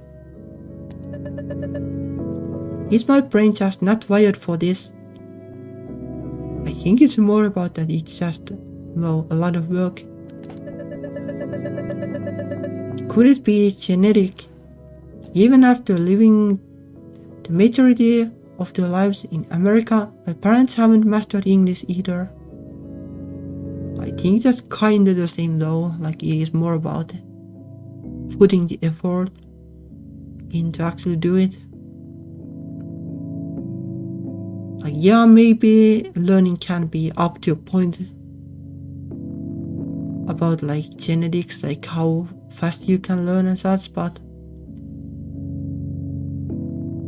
well, it got to be really strong genetics to make you like unable to learn it at all, like no matter how much effort you put. It takes another 15 minutes for her to finally overcome the first line of the poem. At last, on to the second line. And I already know all these words. Mirror, flower, water, moon. It's total gibberish. Is it supposed to sound poetic? Mashed together like that. Mirror, flower, water, moon. Noelle feels the urge to tear the magazine to shreds. Perhaps noticing her hands quaking with barely suppressed rage, Jan, who appears over Noelle's shoulder, sees what she's reading. What's wrong? Nothing. I'm just translating one of my mom's poems. Why don't you ask your mom for help? I'd rather die. Okay, well, that's kinda the problem about like being good terms on your mother, like this attitude. Oh, okay. Maybe I can help instead. Why are you stuck? What's this supposed to mean? Well, mirror, flower, water, moon.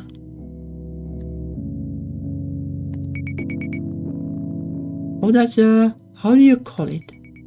A saying, like the lesson of a story. It's short for, oh, not going to read it. Flower in the mirror, moon in the water. In other words, pretty much it means something that you can see but never grasp. Oh, I see. Like a flower reflected in a mirror, or the moon shining on the water surface. Yeah, that makes sense, I guess. Yes, you can't reach your hand through the mirror and take the flower out. It's impossible. You can only look, never have it. I see. So mirror, flower, water, moon is shorthand for something beautiful but unattainable. Pretty much.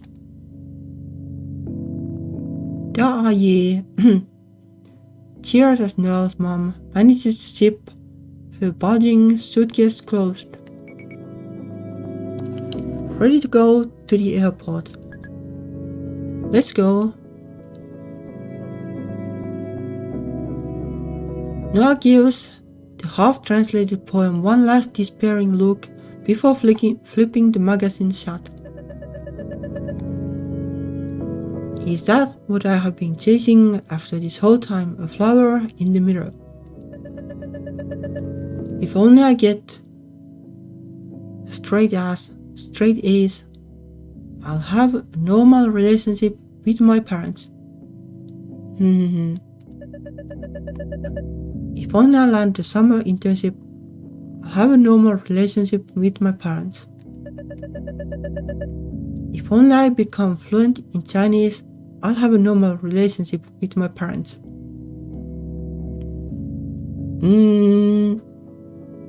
Yeah, I don't know like if that's like unattainable. It's more like I think like this approach doesn't really help it.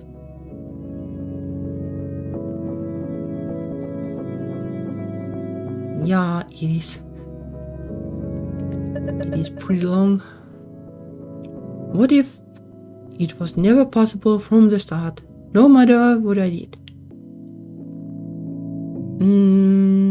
Well, like you could,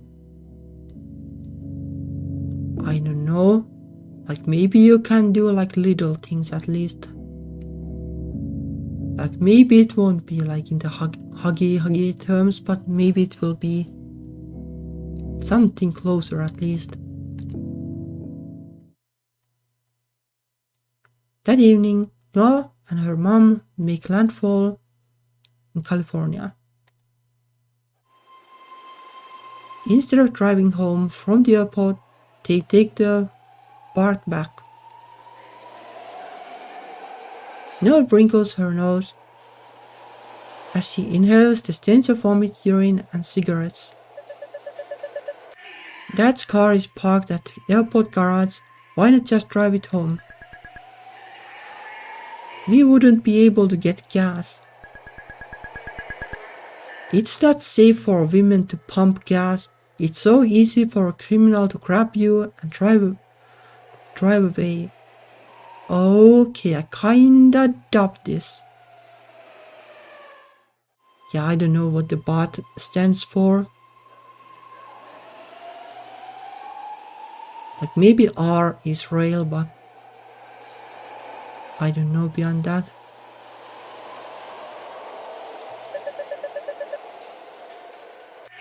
We live in one of the safest suburbs in the entire US. Is that why she always has my dad pump the gas?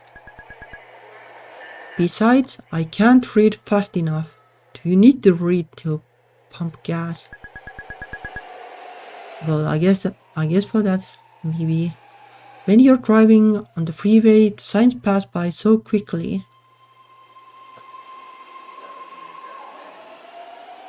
Well, I guess not even the R was wrong then. Well.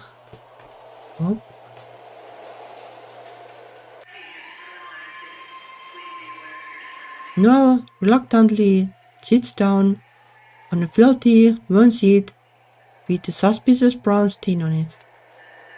The conductor mumbles something unintelligible over the intercom as the train stops at the station.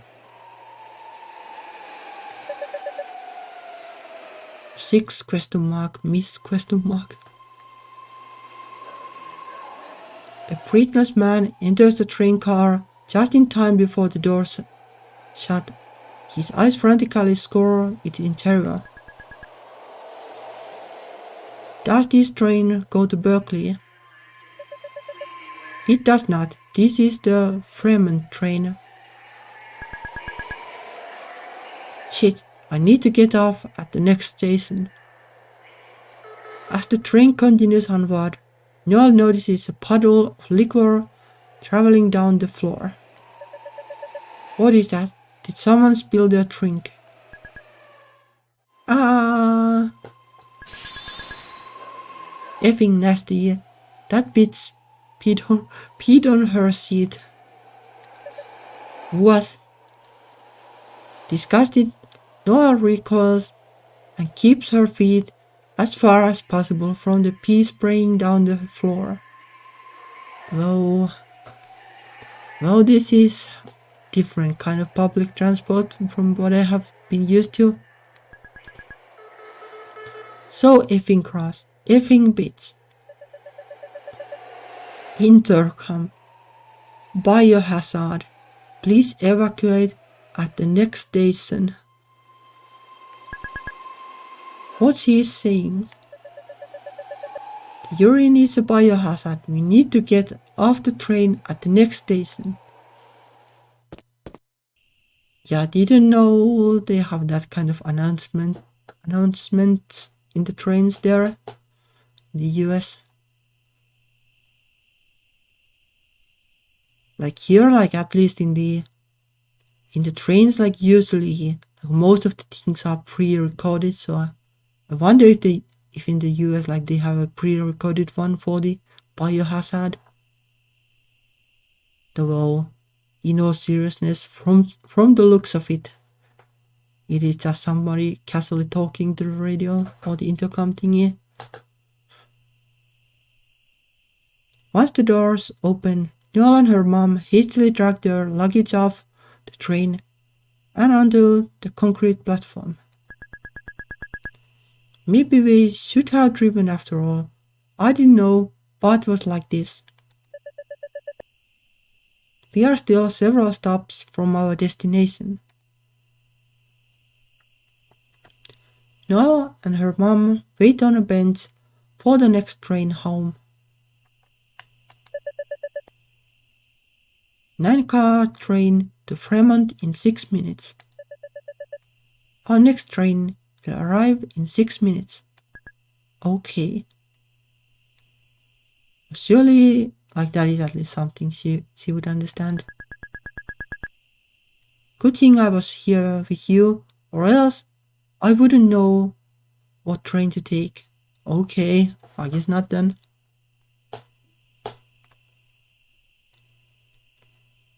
Exhausted, Noelle stares at the dark line of trees ahead of them. It's cold. Why are we here? Because the hobo lady peed on the floor. That's not what I mean. Why did you move from Taiwan to America? To give you more opportunities. I don't think Taiwan is like a bad country though. From what I understand, like it is like a pretty advanced country.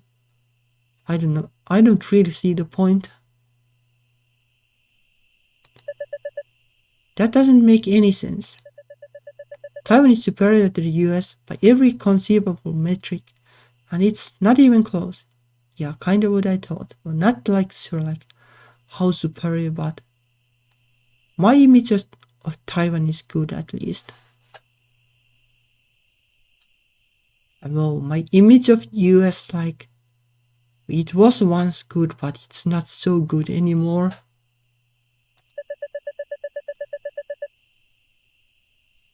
Not because of this game for the record. Town has societal healthcare, more robust public infrastructure, and one of the lowest poverty rates in the world.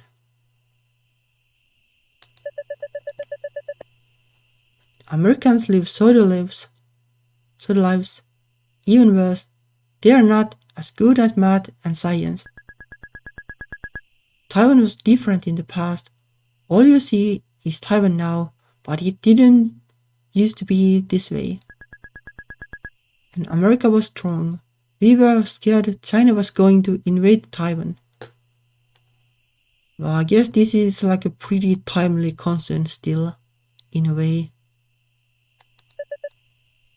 But they didn't. Or at least not so far. Like these days with big countries, like invading like innocent countries willy-nilly, just because the leader is nuts. Well, it could certainly be a concern. In all this time that we have lived in America, nothing's happened. That's true, but it could have happened. But the plain truth is that it didn't. You could have just stayed put. I could have grown up in Taiwan like Janhua and the rest of my cousins, and everything would have been fine. But we didn't know that. Yeah, Noelle is kinda being ruthless here. You think we had a crystal ball telling us the future? Noel's mom perks up as the train screeches to a stop at the platform. Fruitwell, Dublin, Pleasanton train. Is this our train? No, it's not. Noel's mom settles glumly back on the bench. You know how Chanhua wants to study in America. Yes? I told her not to do it. It's not worth it.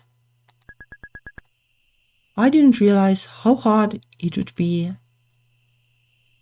Well, I guess it can be hard, but sometimes like hard things, can be like a good experience. Like just because something is hard, like it doesn't mean that you can't give it a try. Like say like learning Japanese is hard, but you can still do it, and then you can read manga like untranslated, or watch anime without subs.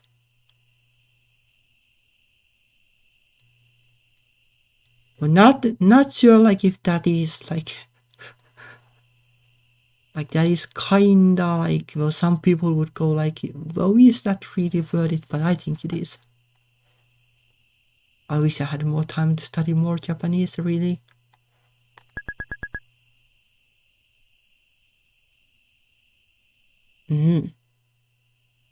Yeah, like a lot of manga is untranslated.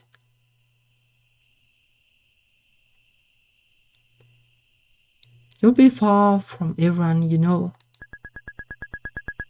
And your kids won't understand what you're talking about. You can't communicate with them. Well, you could have studied like English a little more. I didn't know that if you have kids in America, your kids will be American. Well, I have bad news, but well, that kinda feels like common sense to me. That wasn't obvious to you? No. The next day. Noelle waits with her friends for the baseball club meeting to begin. How was Taiwan? It was amazing. The subway system, it was so punctual and efficient, and the signage was so clear. If you ever visit Dia, you don't have to be afraid of getting lost or not hearing the announcements like you do on BART. Everyone there meticulously organizes the recyclables too. Well, I do that too. If people fail to sort their materials properly, the government will fine them up to $200. Okay, that's a lot. Wait, they do that in Korea too. Interesting, perhaps Korea is more similar to Taiwan than I thought. I think Korea is also like kinda on the same line, I think. At least like that is my image. I bet Korea did it first, and then Taiwan just stole it. What makes you think that? Gia listens with a small smile as Noelle continues extolling the virtues of Taipei's trash collecting system instead of describing any of the landmarks she visited. You must have liked it there. You're right, I did. That. What do you call it when you're grateful for the things your parents have done for you, but at the same time you feel like they made a critical mistake that will probably affect you forever? Isn't that just life? Oh, I suppose it is. I guess. Damn it, my shoelaces keep coming undone. Noelle glances to her left. Akarsha is crouched over tying her sneaker laces. Tss. Why have you tied your shoelaces like that? Yeah, why?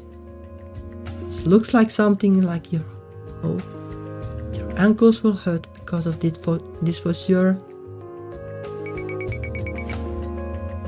This is the Silicon Valley, Frenchman, the land of innovation. Did you get me any souvenirs on your trip? No. Mini. I didn't get anyone anything. We had limited luggage space. All we brought back was snacks that can't be found here and dubious beauty products my mom wanted.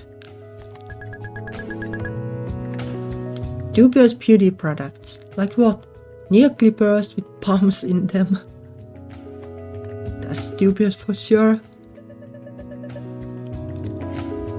Why would there be nail clippers with palms with them? You would need like pretty tough nails if that's how much energy you need to cut them.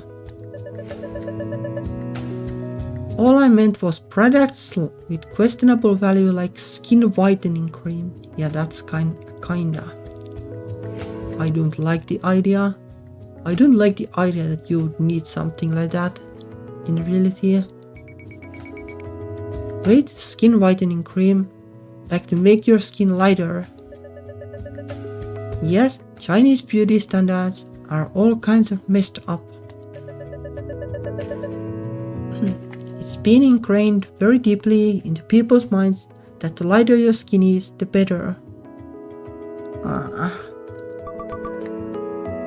That's just like in India. Yeah, oh my god, I thought it was just a brown thing. You guys have colorism too. Or is it similar in your culture? It's a whole thing. You have no idea. I would argue I do have an idea. My mother even tells me not to spend time outside to avoid getting a tan. Oh, my mom does that too. They have those dumbest F skin creams in Korea too. So that's unfortunate. It's the same. It's the same. Yellow and brown parents. They match just like pee and poo. Okay, that's kinda questionable. What the F, man? Akarsha, have you ever considered not speaking? How mean? The second I open my mouth, you all jump to slap my balls. Do you have to word it like that? I'm trying to use more phrases with the word balls in my normal conversations. Why? Yup, why? I don't know, I just think it will add more flavor. Sure.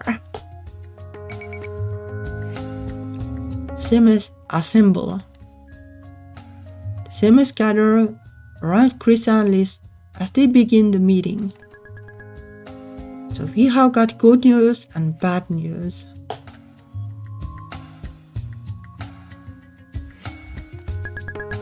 Good news, we have a game today. Bad news, it's just the Niles baseball team again. They are the only ones who would play us again. That's not surprising. We either win by pulling some weird shenanigans or lose so badly we get mercied. There's no in between. So most teams we play aren't exactly eager for a rematch. Yeah. We had to swear up and down you guys would be normal this time. You all better not be weird. That's a big ask. Alright, we Yakuzaku. What? That's how you say promise in Nihongo, aka Japanese. Yep. Is everyone ready to go? The other team got here early. The Samus walk over to the field where the killer whales are already warming up. Thanks for being willing to play us again, guys. No problem. Time for our revenge. Yeah, right. We destroyed you guys last time. Yeah, you sure did with the menstrual pad bomb thingy. But that was before our secret weapon joined the team. Secret weapon. We got a new guy who's pretty good. Oh yeah? Where is he? Janzio and Hayden look around amongst the teammates, but as the seconds pass, their faces grow more and more alarmed. I'm actually not sure. Maybe he got lost on his way driving here. Yeah, that seems typical of him. It's fine, we can wait a few minutes for him to show up. 20 minutes later, no one came. He's decidedly late at this point. I can't believe this. Where the heck could he be? Did you try calling him? He didn't pick up. Well, it's not like he can answer the phone if he's driving. You guys are pathetic, making up some guy to blame your loss on. We are not making him up, he's real. And we didn't lose. Stop jumping to conclusions. It's okay if you start playing without him. If he turns up later, he can join the game then. Yeah, sure. As the killer whales file into the dugout, Noelle starts trekking to her spot in the right field. She scowls disdainfully at the barren patch of grass as she passes it. Krisa likes pointing to that tiny patch and going, I'll defend that area, while you cover the rest of the field okay. I hope that grass grows back soon, so I don't have to keep hearing that joke. Hey, wait. Noelle, you're playing second base today. I am? Why? Yeah, why? She ducks and covers whenever the ball comes her way. That's exactly why she needs to do it. I'm taking AP Psych, and I found out there's something called exposure therapy. Well, I guess, yeah. It's where you make someone do something they are afraid of until they stop whining and get used to it. Pretty cruel. That doesn't sound like the textbook definition to me. Krisa, then how come when we went on that demon ride at Great America, you had your eyes closed the whole time? Well, that's, I guess, a roller coaster or a thing like that.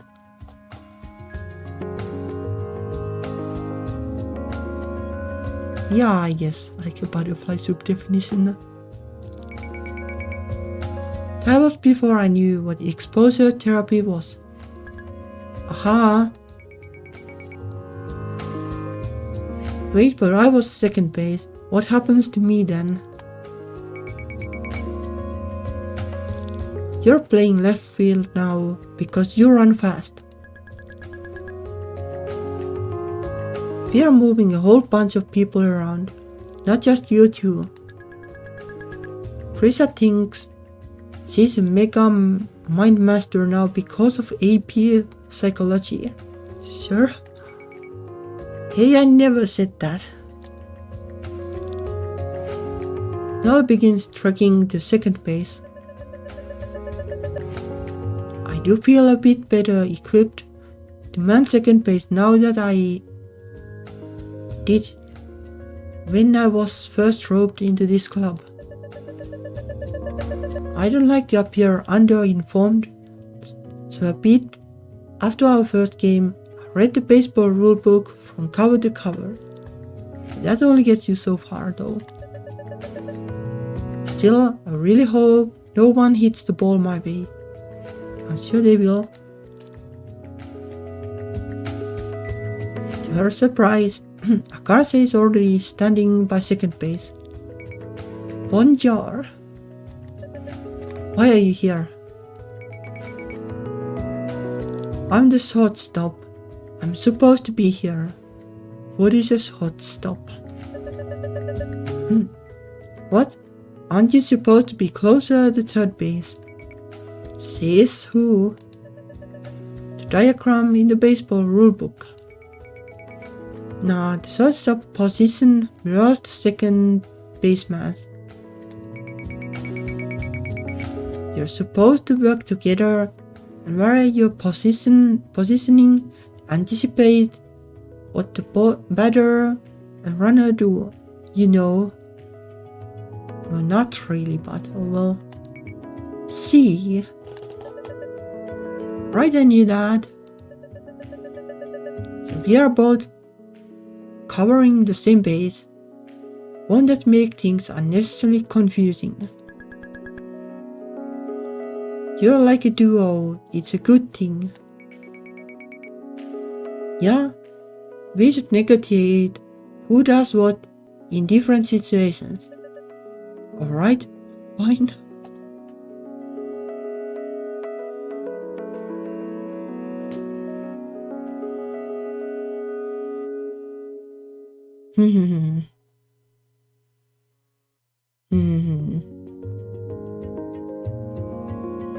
Like, maybe it's because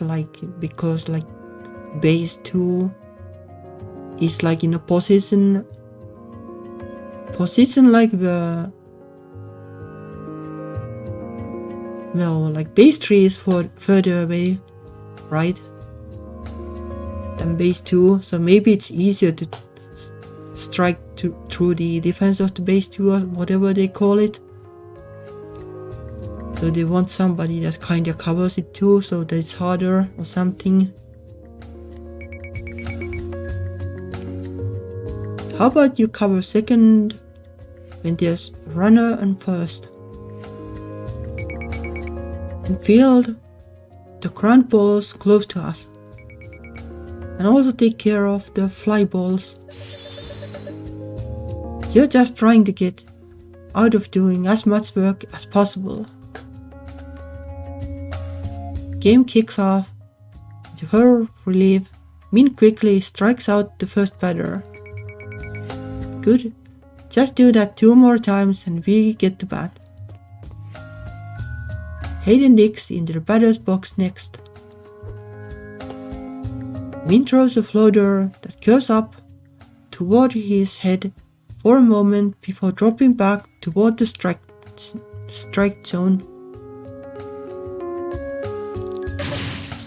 Ah! Instead of swinging, Hayden flinches backward out of the way. Strike? What's with you? Nothing. I'm just making sure I don't get hit in the mouth. I had a dream last night that my teeth were falling out. That's what you wasted your dream on. It's not like I can control what I dream about. Yeah, that's how it works. Meanwhile, another beats his way, but instead of dancing like usual, it pretty much just sails straight down the middle. Rah! Hayden manages to make contact and drives the ball into grass. Bounces into the air, and for one singularly terrifying moment, Noelle sees it coming straight at her. Ah, I hate ground balls. Noelle covers her face with one arm and half-heartedly attempts to catch the ball with the other. She braces for impact, but nothing hits her. On the mound, Min manages to intercept the ball by catching it behind her back without looking at it. Whoa! Even Min herself looks shocked that she caught it. Just because it's cool doesn't mean he's out. Throw it to first. Min hastily lobs the ball to Liz. It just barely beats Hayden to first base. Out. Oh man. That was close. As Hayden heads back to the dugout in defeat, there's a distant shout. Sorry, I'm late. Some guy is sprinting down the hill to the killer whales at top speed. Sorry. Saban. Where were you? The killer whale player sighs despondently as he joins his teammates. I was driving over when all of a sudden a spider crawled up my leg. So obviously I crashed the car. Okay, well, I don't know if that's obviously, but that's kinda unfortunate. Obviously. Are you okay? Don't worry, I'm fine. I just knocked a street sign over. Isn't that a crime? How big was the spider? Like this big. He pinches his thumb and index finger together to demonstrate. So small. But it was all hairy. So practically speaking, it was equivalent to a spider twice as big. Even if it was twice as big, isn't crashing kinda an overreaction? No. Whatever, just get up to bat already, it's your turn. This guy seems like a coward. I wonder what makes him the secret weapon. Saban digs in behind home plate. He's standing on the other side of the plate. He must be left-handed. Min hurls her next pitch and the batter shifts into a bunting stance at the last second. He's not even going to try to hit it. He starts to run forward toward first base as the ball glances off his bat, sending the baseball bouncing toward Liz. She's forced to rush forward to field it, leaving the first base unmanned. I got it. By the time she has scooped the ball up, Saban is well on his way to first base. He's fast. Frenchman. Oh, I need to cover first base since Liz isn't there. Noelle belatedly runs toward the base so Liz can throw the ball to her. Saban beats her there. He Killer Bell's Cheer Saban overruns the base. Yeah, Sub-Zero. Sub-Zero. That's me. They call me Sub-Zero 'cause I'm so cool. Sure. Huh, no fear. I want the badass nickname too. Oh please, like what? Like Sub-Zero. You're just going to copy him. I guess. Sagita shakes her head as Sub-Zero basks under his teammates' praise. Huh. Who the heck wants to get on base? I mean, if you're fast, it's doable. Lefties have a huge advantage when wanting to, because they are already 2 steps ahead of where righty batters are when they lay down the bunt. Oh, never thought of that. That's so cheap. Well, that's the essence of baseball now. Cheating and being cheap. I thought the essence of baseball was friendship and teamwork. Oh yes, that too. Jancio is up to bat next. He swings at the pitch. The knuckleball suddenly swerves outward, as if sensing the bat, dodging it entirely. Wah! Dia misses the ball by a mile too. She rips her mask off and chases after it. Yeah! Sub-Zero takes off running towards second base. He's taking the chance to steal. I need to tag him out. Dia secures the ball and throws it to Akarsha. Got it. Never mind, looks like Akarsha is supposed to cover second base here. Sub-Zero skids to a halt halfway between the bases. Oh no. Because it was his choice to run, we need to actually tag him with the ball. How does that work? Like, do you just throw the ball at the guy, or how does this work? Akarsha charges toward him and Sub-Zero turns around and flees back toward first base. Throw it to me. Rah! Akarsha lobs the ball over and Liz tugs him out. No! Nice one, Akarsha. Akarsha, who's that? You? I don't know what you're talking about. My name is Sub-Zero. Sure. No, it's not. Well, at least like both teams have Sub-Zero now, so, well, no matter what happens, Sub-Zero wins, I guess. The teams switch sides.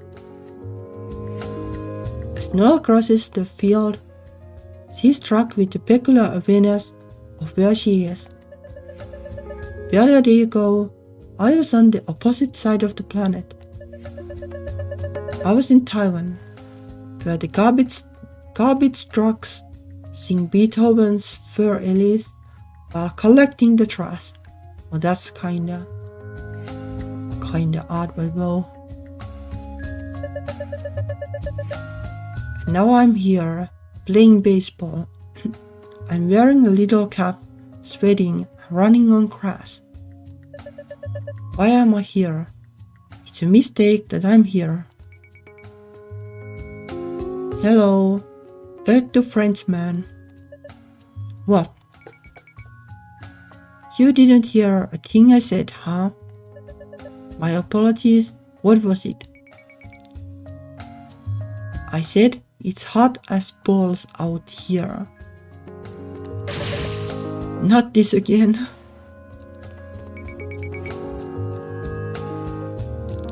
So what were you so lost in thought about? Nothing really.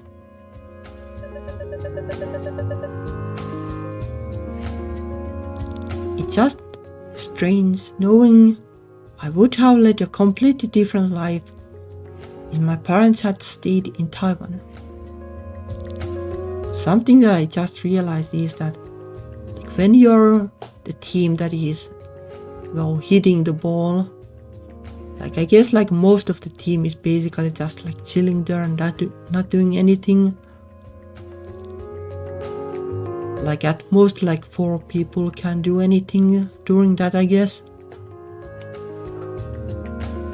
And everything else is just chilling. Anyway, I would have been someone who was close to her family, someone who wasn't ignorant of her own culture. Maybe I would have been a better person. Oh, I like you the way you are though. And if your parents didn't move, we would never have met. Of course, because obviously that makes up for everything. Akarsha grins, and the inside of Noelle's palm prickles. This is so peculiar. Is this what extreme anger feels like? Right now, I'm only pretending to be annoyed for comedic effect. The sensation is so unbearable, she wants to scratch at it until it goes away. I mean, you went there on a vacation. You're probably looking at it through rose-colored glasses. They probably have tons of struggles over there that you're clueless about. Even so, the standard of living there is on an entirely different level. This is backed up by actual statistics, not just my personal opinions. I don't know, man. It's not good to wallow too long in self-pity, or else you'll get lost in the sauce. The sauce? What sauce? It's a metaphor for being out of touch with reality. No, it's not. I think. But I like to imagine barbecue sauce.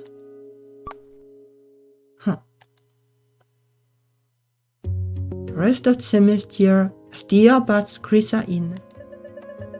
Oh, they are not just walking Dia like last game. I told John I'd shave his hair off in his sleep if he did that again, cause it's not fun for Dia. Who's up next? Me? Time to unveil my special technique. Okay, I have a bad feeling about this. Wait, she better not be trying that being hit on purpose thing again. Obviously, Chan Xiao throws a fastball to Akarsha. Akarsha leans in to the pitch, causing the ball bounce off her elbow guard. Haha, free walk to the first base. Huh? You can't do that on purpose. The guy on the Niles team was serving us the umpire pages through the rulebook last. Does it say that in the rules? Actually, it's not relevant whether Akarsha caused the ball to hit her or not.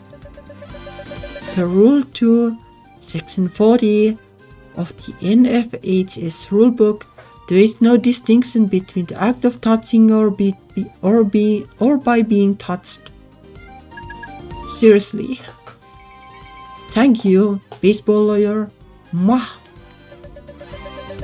Actually, just last summer Rule 734 was added, stating that the batter shall not permit a pitched ball to touch him. But it's not really my job to remind them to update their rulebook. But still, it's not fair. You may not like it, but this is what peak baseball looks like. Even the Major League Baseball logo is a guy getting hit by the pitch. Wow, what are you talking about? It's a guy swinging at the ball. No, really picture it. Well, I can see it kinda actually. The ball is too high up, and look how close to him it is. It's too late, there's no way he's gonna be able to hit it in time. It's a guy who's about to get beaten. Okay. No way. She's right, it really is a guy about to get hit. I rest my case. Akarsha jogs to first base victorious. Alright, I'm up next. There's already 2 outs. I'd better not strike out. But on the bright side, Dia and Akarsha are both on base.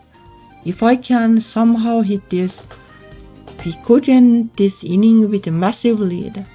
Well, if. Noelle swiftly strikes out, missing by a mile with each swing. Yeah, thought so. Fred, I blew it. There they are. Did you try? Yes. But did you fail? Also yes. Wait, I think I said those in the wrong order. Forget the order. I mentioned me failing at all. Oh, because you did. The team's switch sides. Noelle trots to second base. She crosses paths with Dia on her way to the catcher's box.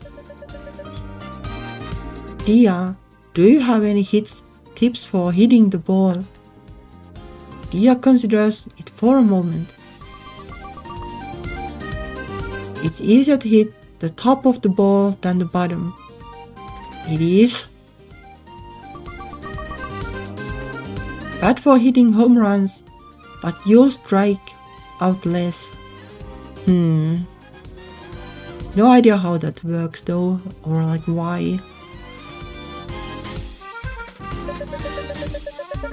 Dia, at this point, I'd be thrilled to hit any of the ball.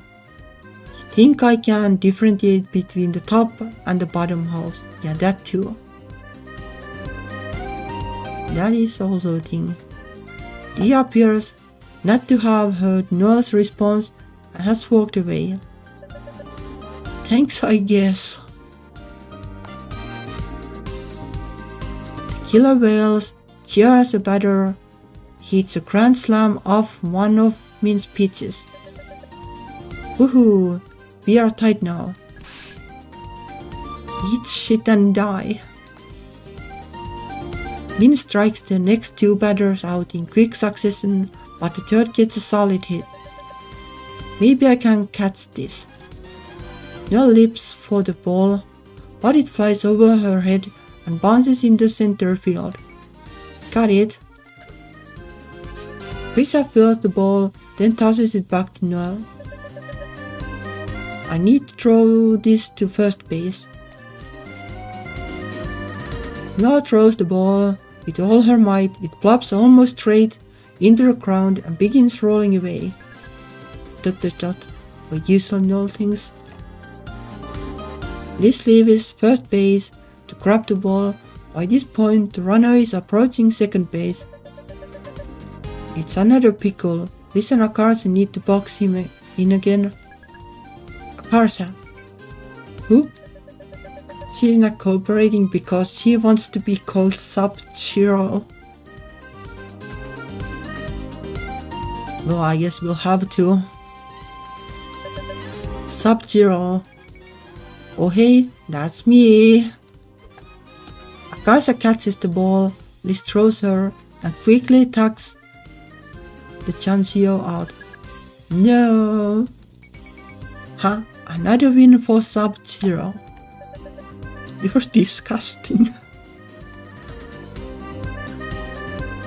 Thanks to Noelle's noble sacrifice, the Semmes maintain their deadlock with the killaways for the next few innings.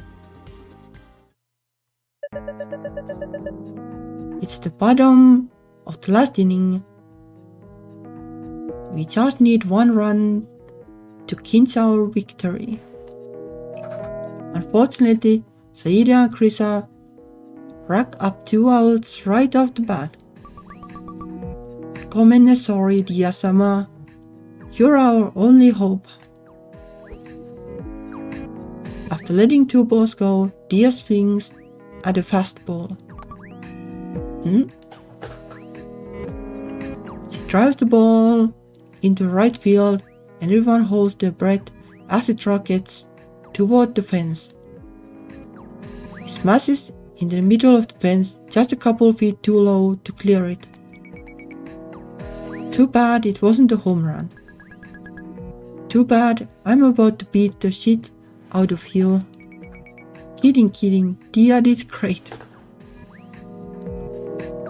Dia sprints round the diamond and slides into second base, just barely beating the throw. Safe. Akarsha cracks her knuckles as she gets up from the bench. Time to use my special technique. Wait, are you going to get yourself hit by the pitch again? Yeah. Back when I was in Little League, I saw a batter get beamed in the face. Krisa, do you remember? He was on your team. Huh? Oh yeah, that was so scary. Collapsed and was just lying motionless on the ground for a while. He looked like he was dead. Poor kid had to be carried off in a stretch. Well, that is. But I guess the baseball is pretty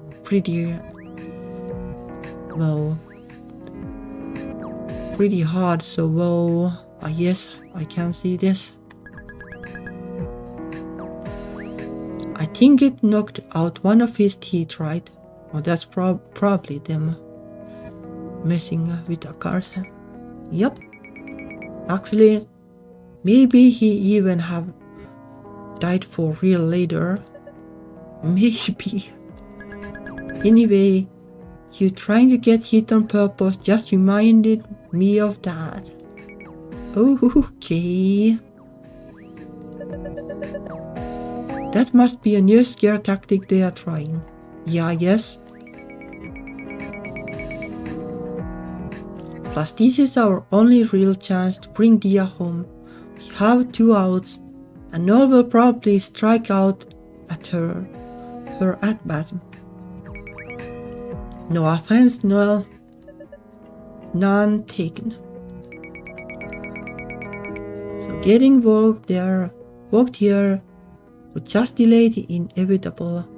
You should try to create an opportunity for Dia to run. So I gotta actually hit the ball. Oh man. No pressure if you can't manage it, but do your best. Say no more. I'm going serious mode. Oh, that's not a good sign either. Like her serious mode is probably pretending to be Sub-Zero or something. As Akarsha walks up to the plate, she tosses her bat in the air, spins around, tries to catch it behind her back. She doesn't spin around fast enough, so the bat just clatters to the ground. Akarsha picks the bat up and points it at Chansio. Your pants can't wait for my pee. Wow, what is that even supposed to mean? She's trying to confuse you. Don't let it get to you. Disturbed, Chansio quickly pitches to Akarsha. Akarsha whips it for a strike. Whoopsie. We are all going to be haunted by that P comment now, and it didn't even work. The team holds their collective breaths as Jancio lets his next pitch fly. Akarsha smacks it into foul territory. Strike 2. If you waste Dia's trouble, I'll hit you. Krisa taps the sign she enlists taped to the dugout's fence. No hitting allowed. Ha! Then I'll scream really loud in your ear, so it destroys your eardrum. They tap the second sign they taped to the fence. No screaming allowed either. They probably have like a dozen of those at this point. God damn it. Jancio winds up again. In the meantime, Akarsha has gone suspiciously quiet. Akarsha leans in, so she gets hit by the pitch again. Not again. Great going, you just lost us the game. Yeah. Akarsha races toward first base, like her life depended on it. Guys, why is she running? Tag her if she tries to steal second. Hayden quickly throws the ball to Saban, the first baseman. Akarsha hastily stops in her tracks. Uh-oh. Come back here. Akarsha turns and scrambles back the way she came with Saban at her heels. What is she doing? There's no benefit to her retreating all the way back home. As Akarsha nears home, Saban hurls the ball back to Hayden, who lunges forward to tag her. They have panicked and forgotten the basic rules of baseball.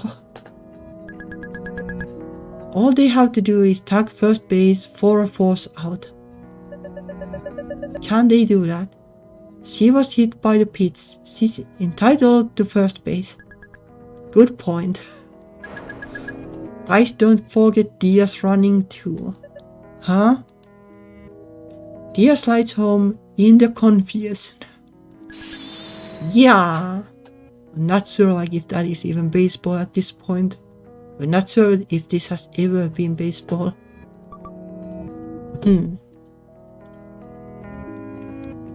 Min runs over to home base and starts furiously kissing Dia as Hayden chases Akarsha back toward first. Get off the playing field, the game's not over yet. It's not, I thought we won. The run won't count if Akarsha is the third out before making it to the first base. If they even can't tag her out, I don't know anymore.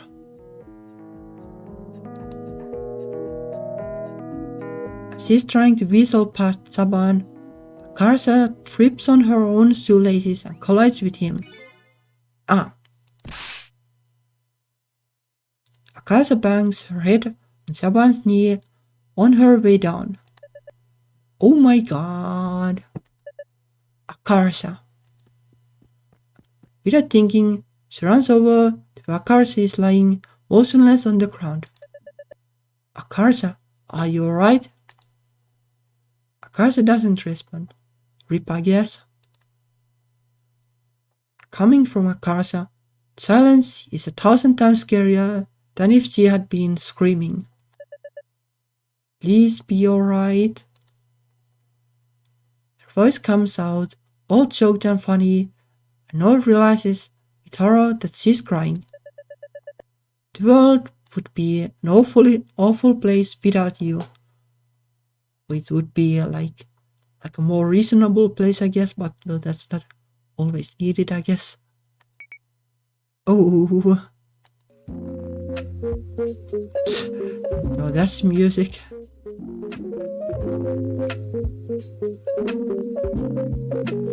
Dazed, Akarsha slowly begins to sit up. Noelle is so relieved that she tearfully pulls Akarsha into a hug for a moment before a mixture of other emotions catch up with her. Wait, what am I doing? Her heart pounding, Noelle hastily shoves Akarsha away, sending her crashing back to the ground. Wow. You absolute ass. You scared me. Don't ever do that again. Noelle frantically wipes her tears away. Akarsha wobbles back to her feet.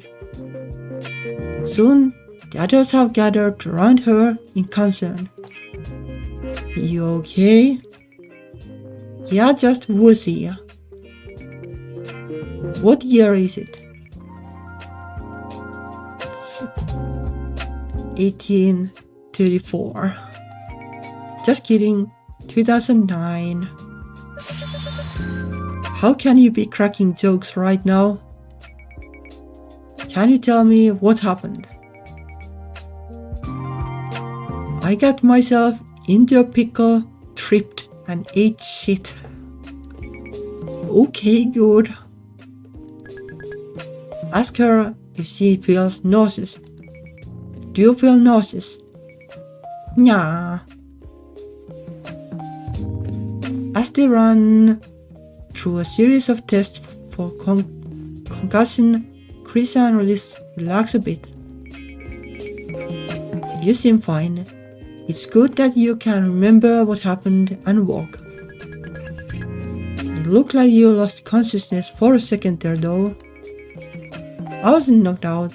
I was thinking the whole time. Huh? I was just stunned cause it really hurt. Do you remember what I said to you? Yeah, that I'm an ass. What about before that? Before that, everyone was screaming that I fell. It was so chaotic, it all kind of blurred together. What a relief. It would have been mortifying if she had heard me falling to pieces over her. We should still get you checked out by another adult. Aren't you at least technically adults now? You know what I mean, real adults, like the school nurse. Does that mean the game's over? Yeah, sorry. We'll have to rematch you guys some other time. Wait, so did we win? Did years run count? Unfortunately, no. My understanding is that Akarsha ultimately violated Section 4 of Rule 8. She made a travesty of the game. That would kinda make them lose like every game though. A travesty. That's such a dramatic way to put it. I love it. I'm so sorry. You can't hit my head super hard too as payback. Like with the bat or something. Why, it wouldn't help at all. I'll do it. No one's hitting anybody in the head with the bat. Now, could you escort Akarsha to the nurse's office? Alright, fine. Noelle and Akarsha trudged back up the hill toward the school. Suddenly, Akarsha touches her own cheek, confused. Why is my face wet? What? Something wet on my cheek, like water. It's from when I was crying over her. That must have been someone's spit that fell on you. Huh, ew. Man, if only I hadn't tripped, I totally would have saved the day. You should thank me for trying to save you from making us lose. Now that she mentioned it, I do feel a bit bad that she got hurt trying to help me.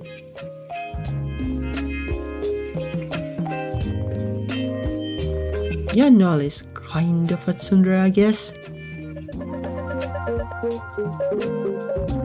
Actually, I'm a bit impressed. You wrangled such an improbable outcome out of a walk. I truly marvel at your creativity sometimes. Huh?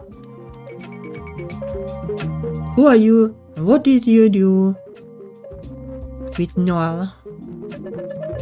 Contrary to common belief, I am, in fact, capable of being nice. That is news, I guess. I know, but you usually look like you're passing a really hard poo while you're doing it.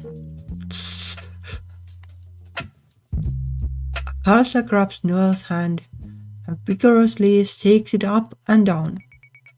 Congratulations, you have learned basic human decency. You should try it more often. To Noelle's dismay, she feels a strange, almost electric undercurrent of something running between their palms. Surely it's nothing.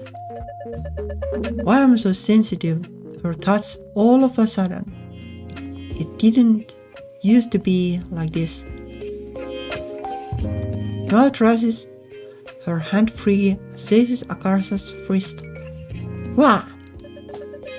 Could it be that I'm excited from the game?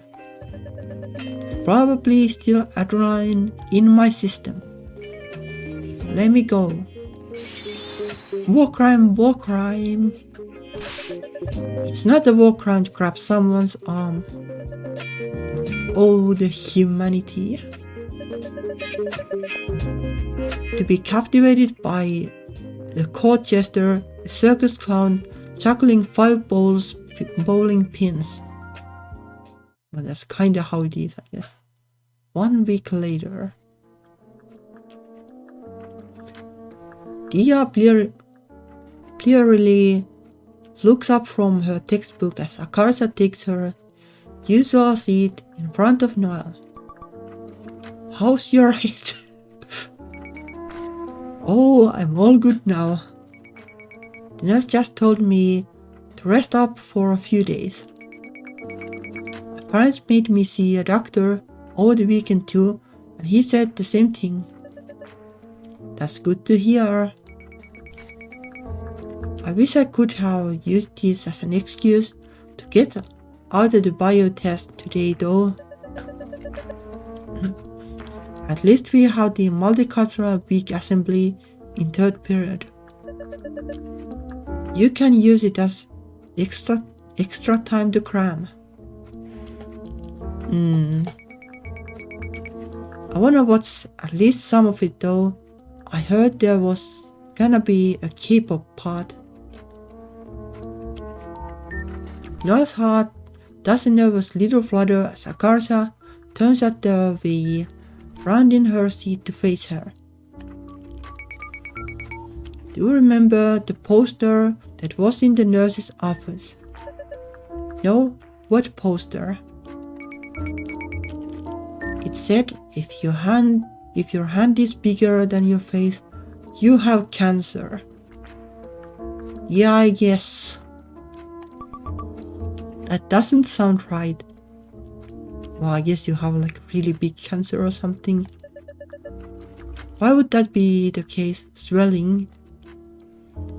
Just to check, Noelle puts her hand over her face to compare their sizes. Akarsha slaps Noelle's hand as Noelle smacks herself in the face. Akarsha! Akarsha bolts. Noelle chases after her. The bell rings. This concludes Noelle and Akarsha's daily morning scream fest.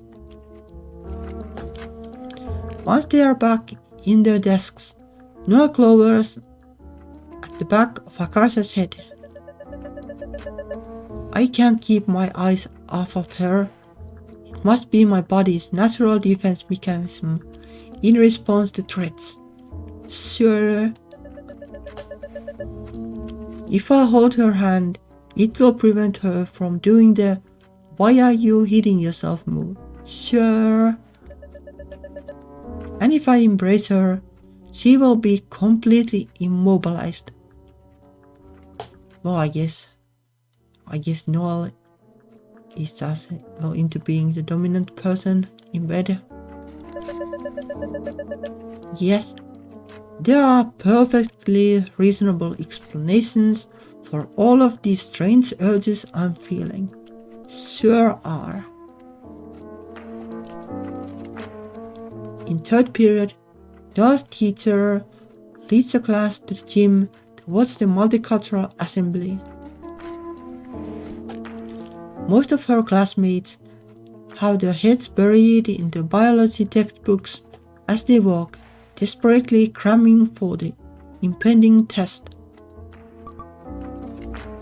Pistol, oval producing part of the flower. Next. Xylem, plant tissue that moves, water and stuff around it. Next. What stuff? Like stuff, stuff. Akarsha, I've never really seen you study for something in earnest before. Yeah, well, I decided to actually try normally for once. I think I have too many lies and weird plots going on at the same time, and it's tiring me out. You fool, you nuisance, you liar. I want to know everything about you. I want you to tell me every thought that's ever crossed your mind. But that's probably going to be a pretty long list. Sepal, outer part of the flower, the green leafy part. Why am I so infuriated with her? It can't possibly be that I fancy her. No, surely not. I may have grown used to the concept of Dia dating men, but I have no intention of being in a relationship like that myself. Even now that I'm aware it's possible for two women to copulate, that changes nothing. Why is that like the thing that like she's so interested in? Like that has been like the thing that has always stopped her. Like, well, would be with women, but too bad we can't have sex though. No thanks. Otherwise would be fine, sure.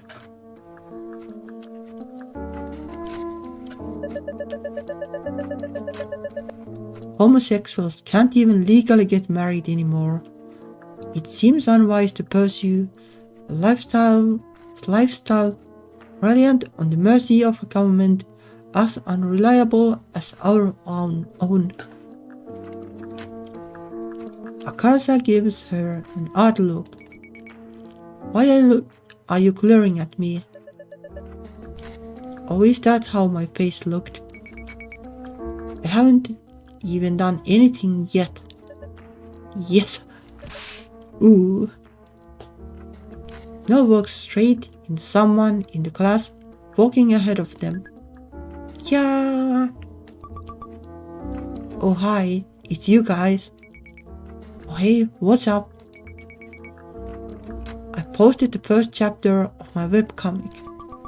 I saw every page was like 4 comments. Every page has like 4 comments. Is that good? I have no idea how to gauge webcomic success. Esther, you're a celebrity now. Compared to like my games on itch, I guess, like it is pretty good.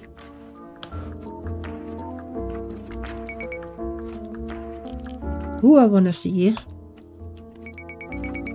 Here, I scanned all the comic pages from my sketchbook. She holds her sketchbook out to Noelle, Dia, and Akarsha can read it as they walk. This is not scientifically accurate, but at least it's easy to follow than that accursed English video we made. Hey, were you really in high school if you didn't act in a completely incomprehensible movie with your friends? Is that Noelle? Huh? Where? Dia points at the panel showing a character crumpled on the ground. Wait a minute, is this traced from a photo of me? Yeah, but don't worry, I made sure to tweak some things. Her personality is completely different from yours, and I changed her hair color to white. Why white? Is she old? No, it's because she's albino. She has red eyes too. Okay. But what if people still realize this is based on my likeness? Looks like someone already did. Sure enough, Min has left a comment on the page. Albino Noelle is getting her ass kicked. LMAO, get wrecked, nerd. God of Halo. That's the price of knowing an artist. Sorry, next time I'll ask for permission first. Esther, you're coming to Fannie Mae with us, right? Yeah, I begged my parents to let me go. We should cosplay as your characters to help promote the comic. What? No. The anatomy is so bad, and I made a bunch of mistakes on everyone's outfits. You're famous and you're still saying that BS. You created this with your bare hands, so what if it's not perfect? You're a god. Okay, whatever. But what do you want? Do what you want, but I'm wearing normal clothes. You're seriously gonna be too cool for anime while attending an anime convention. It's not like you can wander in by accident. I call dibs on Stella Luna. Then I get Kagami Izuna. Wait, I wanted to be Kagami Izuna. Noelle hangs back with Dia as the others argue, trying to process a confusing tangle of feelings about not being the center of Akarsha's attention. She watches Akarsha's ridiculous gait as she walks, the one that apparently marks her as an American in India. Question: do you ever feel like love is a choice? Like you could potentially fall in love with someone.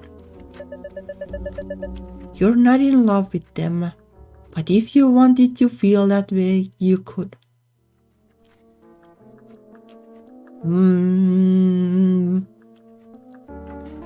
But I don't know, like, if it's really a choice. But if you ignore it, it will pass eventually. I guess you can probably get past it though. Given like enough time. Otherwise, well, you would be the creepy dude who is stalking the girlfriend or well, ex-girlfriend or the equivalent of it, basically.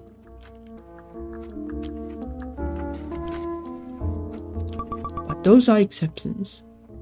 You don't need to be that, so I guess you can get over it. Isn't that just regular love? No, I'm not talking about regular love, like what you and me experience. There was no preventing that. The two of you were drawn together with the force of a freight train. But this isn't like that. This is more comparable to someone reaching a fork in a road. Because I can obviously control my emotions, especially ones that aren't useful to me. I'm not a wild animal. Yeah, I guess. Even if you could control your emotions, why don't you think they are useful? Because they could derail my entire life. There's insufficient evidence to suggest the subject in question would reciprocate my feelings, so perhaps this is putting the cart before the horse. But in the unlikely event that things actually did work out between us, it would be extremely inconvenient for my plans. What plans? You know, just the default ones. What are like default plans? Essentially, to secure a respectable job, marry a similarly successful man, and spawn two well-behaved children in the suburbs before I'm 30. Yeah, like marrying a Akarsha will like put some issues there that might stop some of these issues, some of these things, like, well, marrying a man part is definitely not going to work. Children thing, well, not sure like how healthcare works in the US, like maybe you can just do it if you have enough money.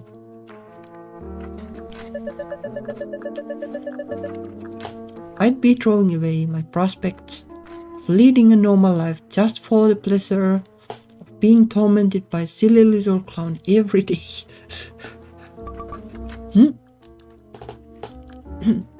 Dia gives her an odd look. She looks like she's struggling to piece together a very complicated puzzle.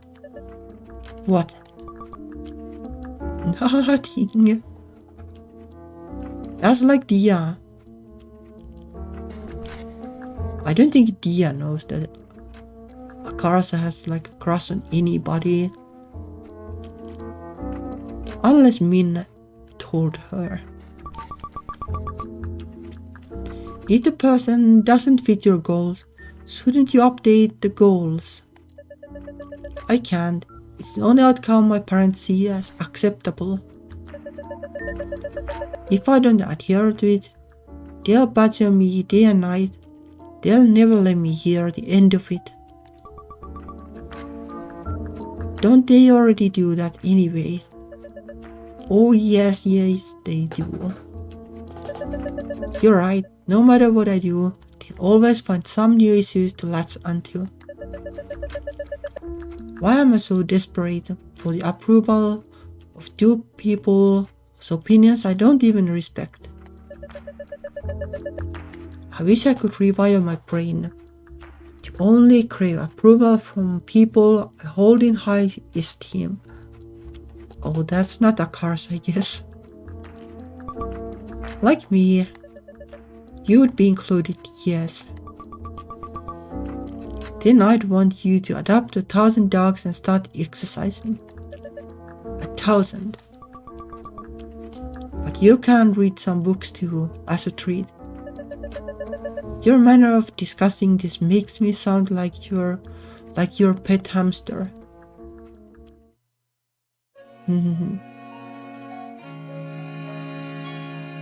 Noelle follows her class into the rafters.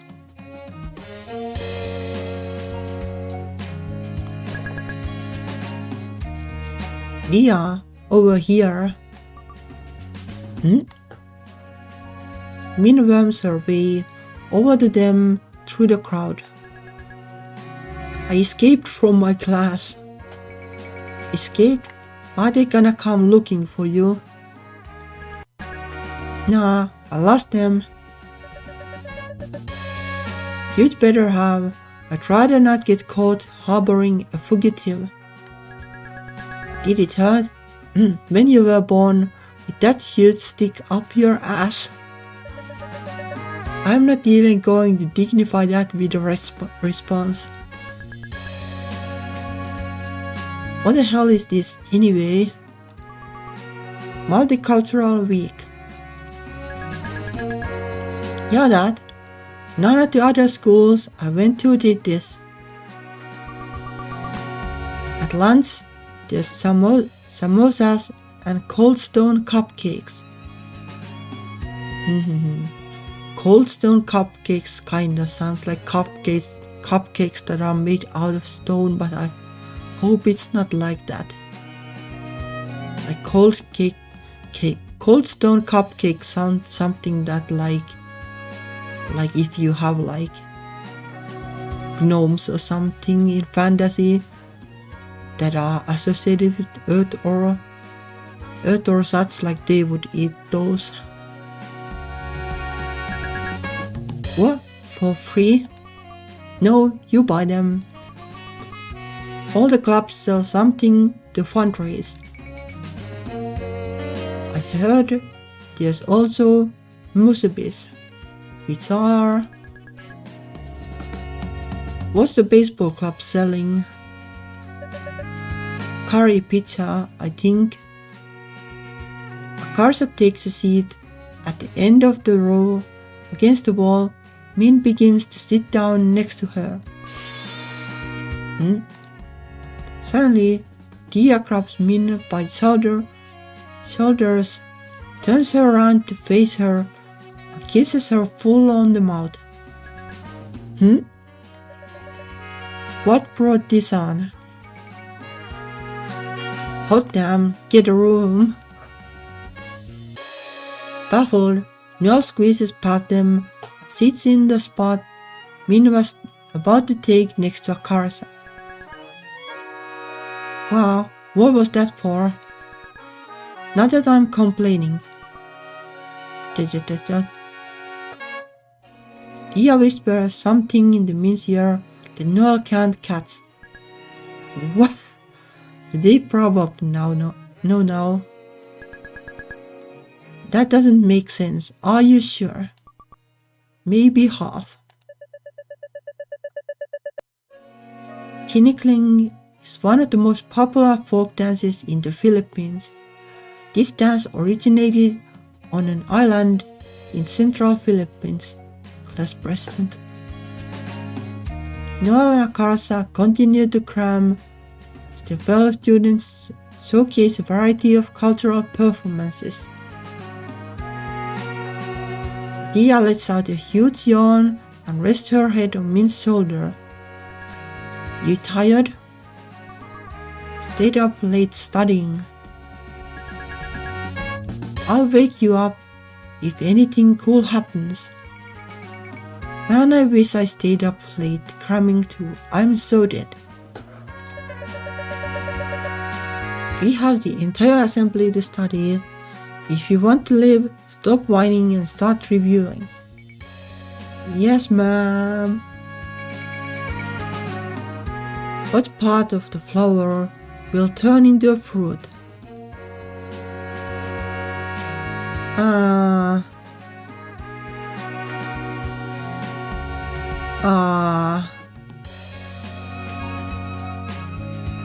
I don't know like how flowers work, like surely like petal is the top thingy, which would make sense. I don't know like if it's more than that, and the ovary, like that also sounds like something with, well, probably somehow related, but I don't know.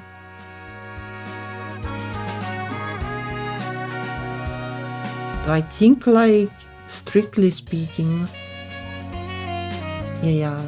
strictly speaking, I think like petal is like the part of the flower that like it might drop. Let's try this, but well, I'll say that I have no idea. Avari. Ding ding ding. You didn't by any chance ask the question just to make me say Avari, did you? No way. How immature do you think I am? Last period, you asked me the question what number you were thinking of, and it was 69. Yeah, no. No, you're the immature one for guessing it right. How am I the immature one? I guessed it because I knew you're always like this. Shut F up, Dia's sleeping. Not anymore, she isn't. The tinkling dancers bow and run off the stage.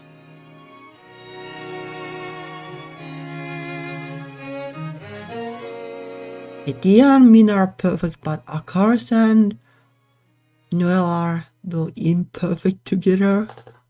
But maybe it still works in some sense.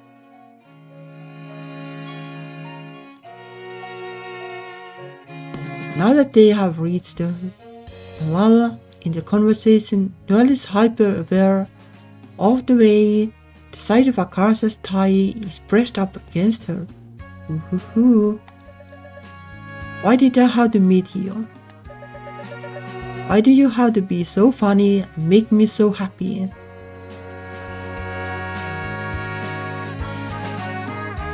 Yeah, maybe Noelle just needs some fun in her life. You have ruined everything. Next up is Chinese dance. Chinese dance has thousands of years of history. A troupe of student dancers wave colorful fans in an idyllic sounding Chinese song. Do you know what the song's about? I wish I could tell you. I haven't the faintest idea. When I was younger, I was so eager to cast the Chinese part of me aside because it was difficult, and now I regret it. Hey, no judgment, I'm whitewashed too. Does it even bother you that you can't speak any Indian languages? Maybe a little. It would be cool to know. That's all. You don't feel guilty for being uncultured. Or these two like actually talking about something instead of bickering. Excuse you, I'm pretty cultured. Today I'm gonna eat curry pizza, destroy the sport of baseball, and even enjoy the company of a Frenchman. You know what I mean. It's not the traditional culture your ancestors experienced. Is that such a bad thing? It's different, but it's pretty cool in its own way too.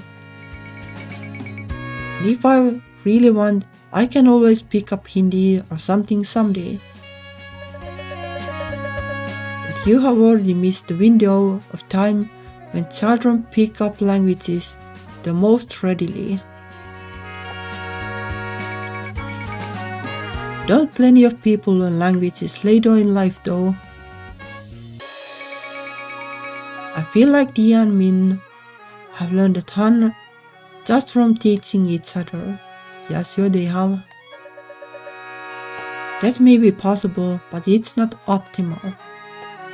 Or you don't have to do like everything optimally. Like sure, like sometimes you can feel that if I had started doing something when I was like, I don't know, 3 years old, then I would be a genius, but not everything needs to be optimal. Like things can be done for the sake of it or because you want to, even if it's not optimal. Dude, whose life is optimal? You are not a robot. Just take what you can get and be happy. Easier said than done, but duly noted. Speaking of robots, did you try playing Portal? I did. What did you think? It made me motion sick. I kept having to pause because I was on the verge of throwing up. That sucks. Oops, sorry. But I did enjoy the witty dialogue and the song at the end. Oh, the ending song was really good. Like, I would say it is like the best video game song ever. In my mind. Like, it was really touching. It was really touching, and it is like a weird song. Yeah, it is really good. A real classic. So you still played all of it? Yes? Even though it almost made you hurl. What choice did I have? You told me to play it. Oh, you sure do have choice. If you weren't so hopelessly gay for her. Oh yeah, I guess that's friends do. Isn't Gladys so hot? Oh, I guess that's how she was thinking about Gladys all along, thinking that yo, she's just like Noelle. Sadistic artificial intelligence who's trying to kill you. That's the whole appeal. She's scary in a seductive way. Like, her voice gets all low and sexy when she's insulting you. Well, now I see why Akarsha likes Noelle. Did you hit your head again? Something's definitely not right in there. K-pop as we know it would not exist without the woo. K-pop dance troupe's introduction is completely drowned out by chorus of high-pitched screams. Oh, that's cute. I'm not sure I would characterize those banshee-like screams as cute. No, not them. Next to you. Noelle turns to see Dia sound asleep in Min's arms. Min's gazing at her like she's an angel that just fell down from heaven. It makes Noelle's skin crawl, so she quickly looks away. They are so disgustingly in love, I can barely bear to look at them. Right? It's like staring darkly at the sun. All obvious. Sometimes I kinda wish that were more my style. Do you really? It's not exactly my style either. Yeah, I guess not. But like Akarsha's style is to awkwardly make jokes about it her whole life and then confessing over text and cancelling it immediately. And Noelle's style is, no, never even bringing it up. Noelle carefully maintains a mildly disgusted expression as she watches Akarsha read, just in case she's caught staring. If I cast this part of myself aside, because it's difficult to, will I come to regret it later? Hey, do you remember the time my brother hijacked my computer and typed all this crazy stuff to you? Oh, there we go. What? It was a few months ago, after school, remember? Oh, I forgot about that. That was odd. Yes, I remember now. Why? I lied. That wasn't my brother. That was me. Okay. Akarsha goes, back to reading her biology textbook, though her legs now jitter up and down. I feel like I was just told a joke whose punchline flew straight over my head. Why would it matter that it was her and not her brother? What exactly did she say? She doesn't even remember. As she racks her brain, a dozen costumed seniors take the floor. Now it might happen, but Noelle doesn't even remember that the joke was that the so-called joke was that Akarsha loves her. Thank you, K-pop. Up next, we have Senior Bhangra. Bhangra was originally a folk dance from farmers in Punjab. Yes, Krisa, Liz.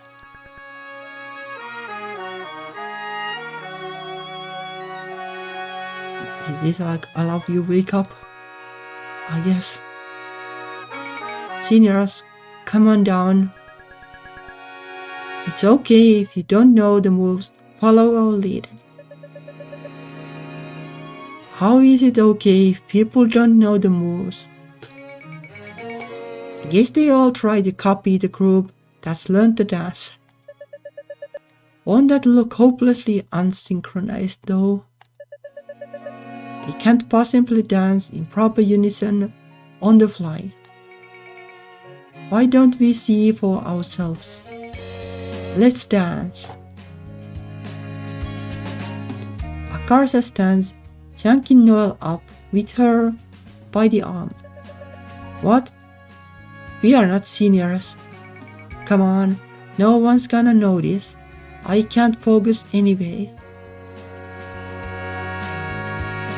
Noelle balks as her friends weave their way into the crowd of amateur dancers. I don't dance. Come on, you don't need to be good at something to do it. They all try to copy the others, clapping and raising their arms a bit late each time. This looks like shit. Oh balls, this is harder than I thought. I told you, we look like fools. That's okay, so does everyone else. Already out of breath, Noelle looks around at the chaotic blur of Asian nerds flailing their limbs around them.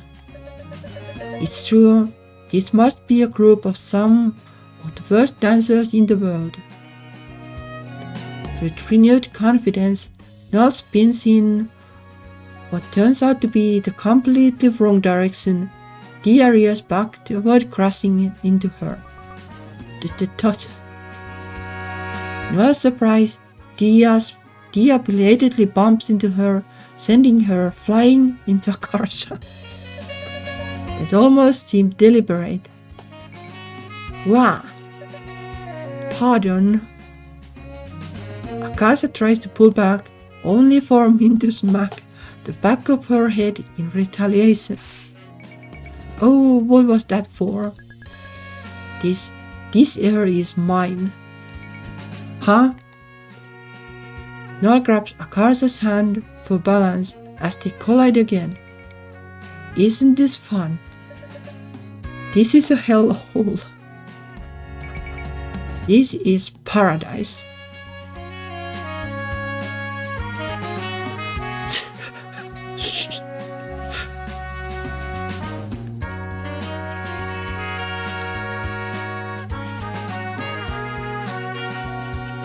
Akarsha laces their fingers together and Noelle can't feel it, with hairline cracks racing through something foundational within her.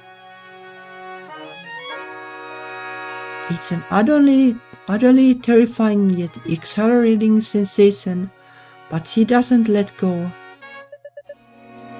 I have feelings for you, she whispers it, as an experiment, so that it's impossible to hear over the roar of the crowd and the music.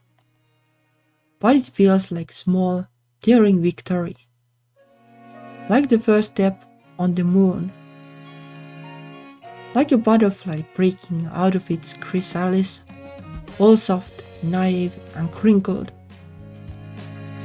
Maybe with 2 left feet and a few days late to the party, alive, so alive, trying to process the blinding, beautiful, wild world she's broken her way into.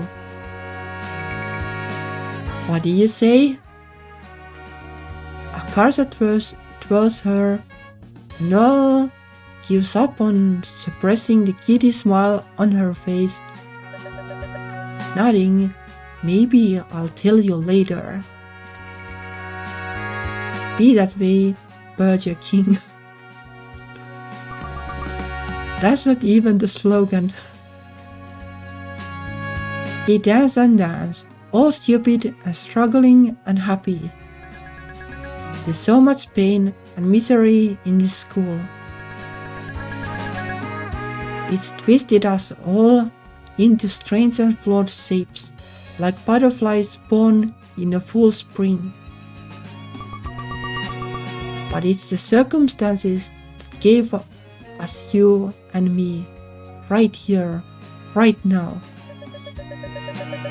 Kent wrote, out of the crooked timber of humanity, no straight thing was ever made.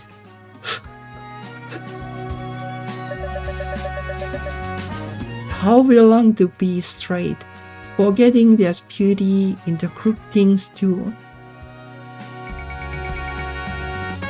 We'll never live the lives our parents wanted us to lead. And that's okay, because we'll afford something brave and new instead. It won't be the same, but it's all ours. And I won't ever let that go.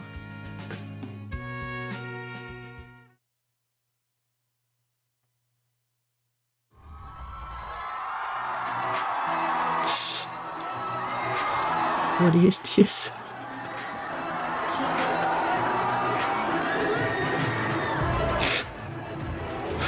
What is this ending?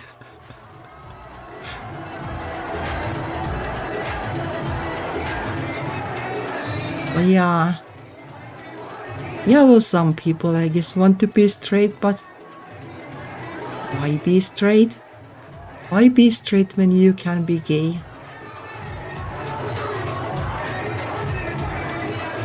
This ending, yeah,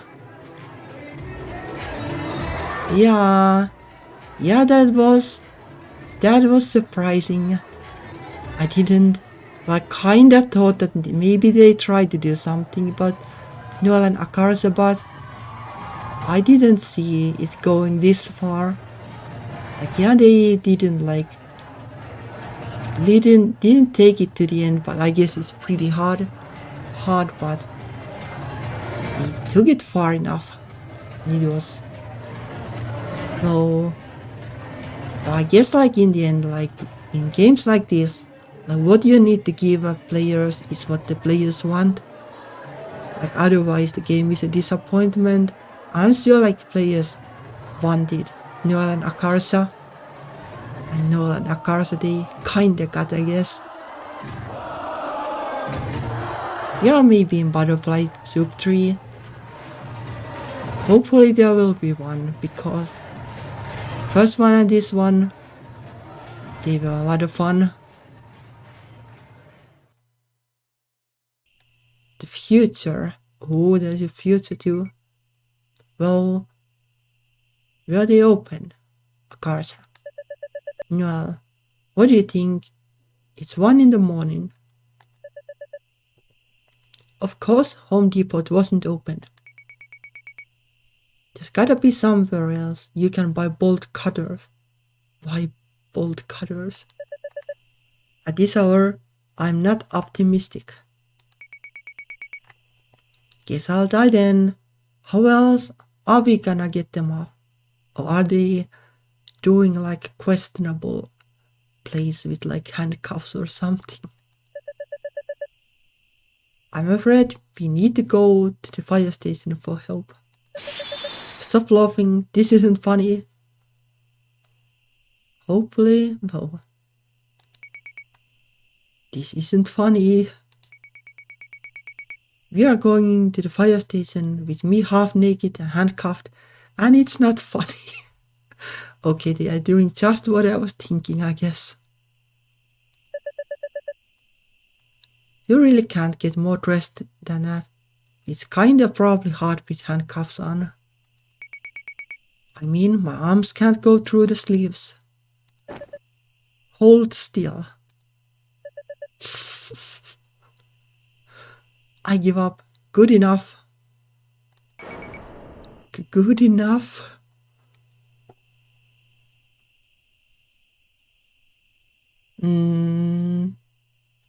Actually, like, why would you do this if you can't open the handcuffs? If only I had a humiliating kink, this would have been perfect. I'm sure she has that though. Does Min have a katana? They do. At least some kind of sword. Maybe we could use it to slice the handcuffs off. What, you want a surprise amputation tonight? No. And maybe you can just like cut the chain thingy. Like then like you can well go out next day to get the cutter thing. Then again, like, well, one night with handcuffs, like, surely that it's not that bad. Like, you can wait until the morning, surely. And you're sure the key didn't fall behind the dresser. I looked everywhere, it's gone. I'm convinced that in these scenarios, small objects stop obeying the laws of physics. This never happened any of the times I handcuffed you. That, my dear, is called luck. Whatever you say, skunky. Stop calling me that. Fine, skunky pop, decoy man. And don't brainstorm horrid new nicknames for me. But you're basically begging for it with your hair like that. It's not as if I grew grey hairs on purpose. And how come I don't have any? You're intolerable. Noelle seizes the front of Akarsha's shirt and yanks her forward, crossing the lips together. Akarsha makes a small noise of surprise, then grins as she deepens the kiss, coaxing her lips open so her tongue can slide inside. Okay, I take it back, they took this pretty far.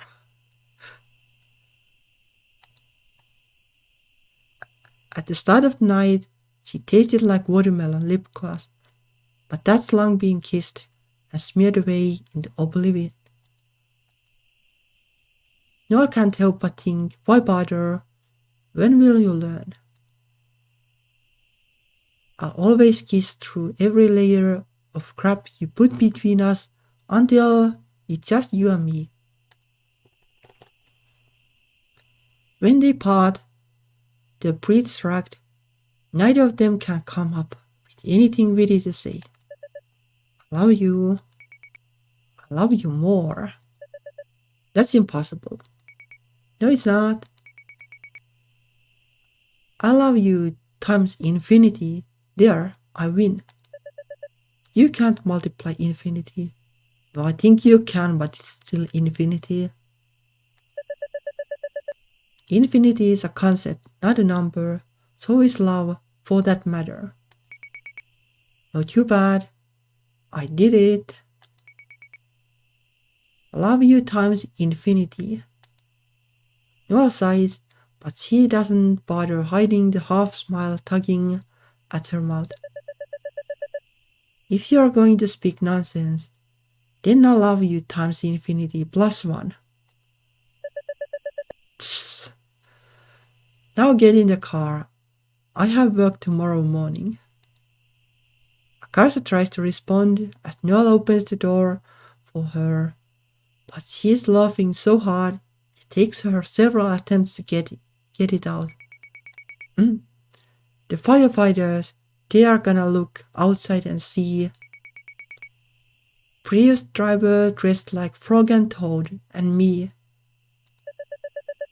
What's wrong with driving a Prius? Just get in already. I love you times infinity minus 1.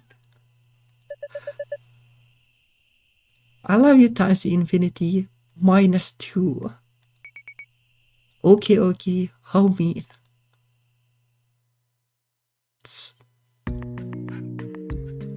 Oh, that was even more surprising.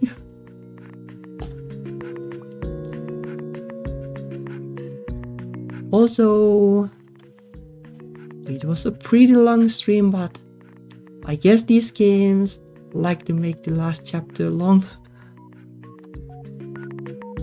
But it was worth it. It was really funny. Really fun. Anyway, no. Oh, that was butterfly soup too. Well, it was great. That is all I can say, I guess. Anyway, well, thank you for sticking by. Thank you for the comments and everything. It was great. Anyway, oh yeah. Well, I guess I'll go back to working on the Yuri game. It should be ready like, well, in a day or two.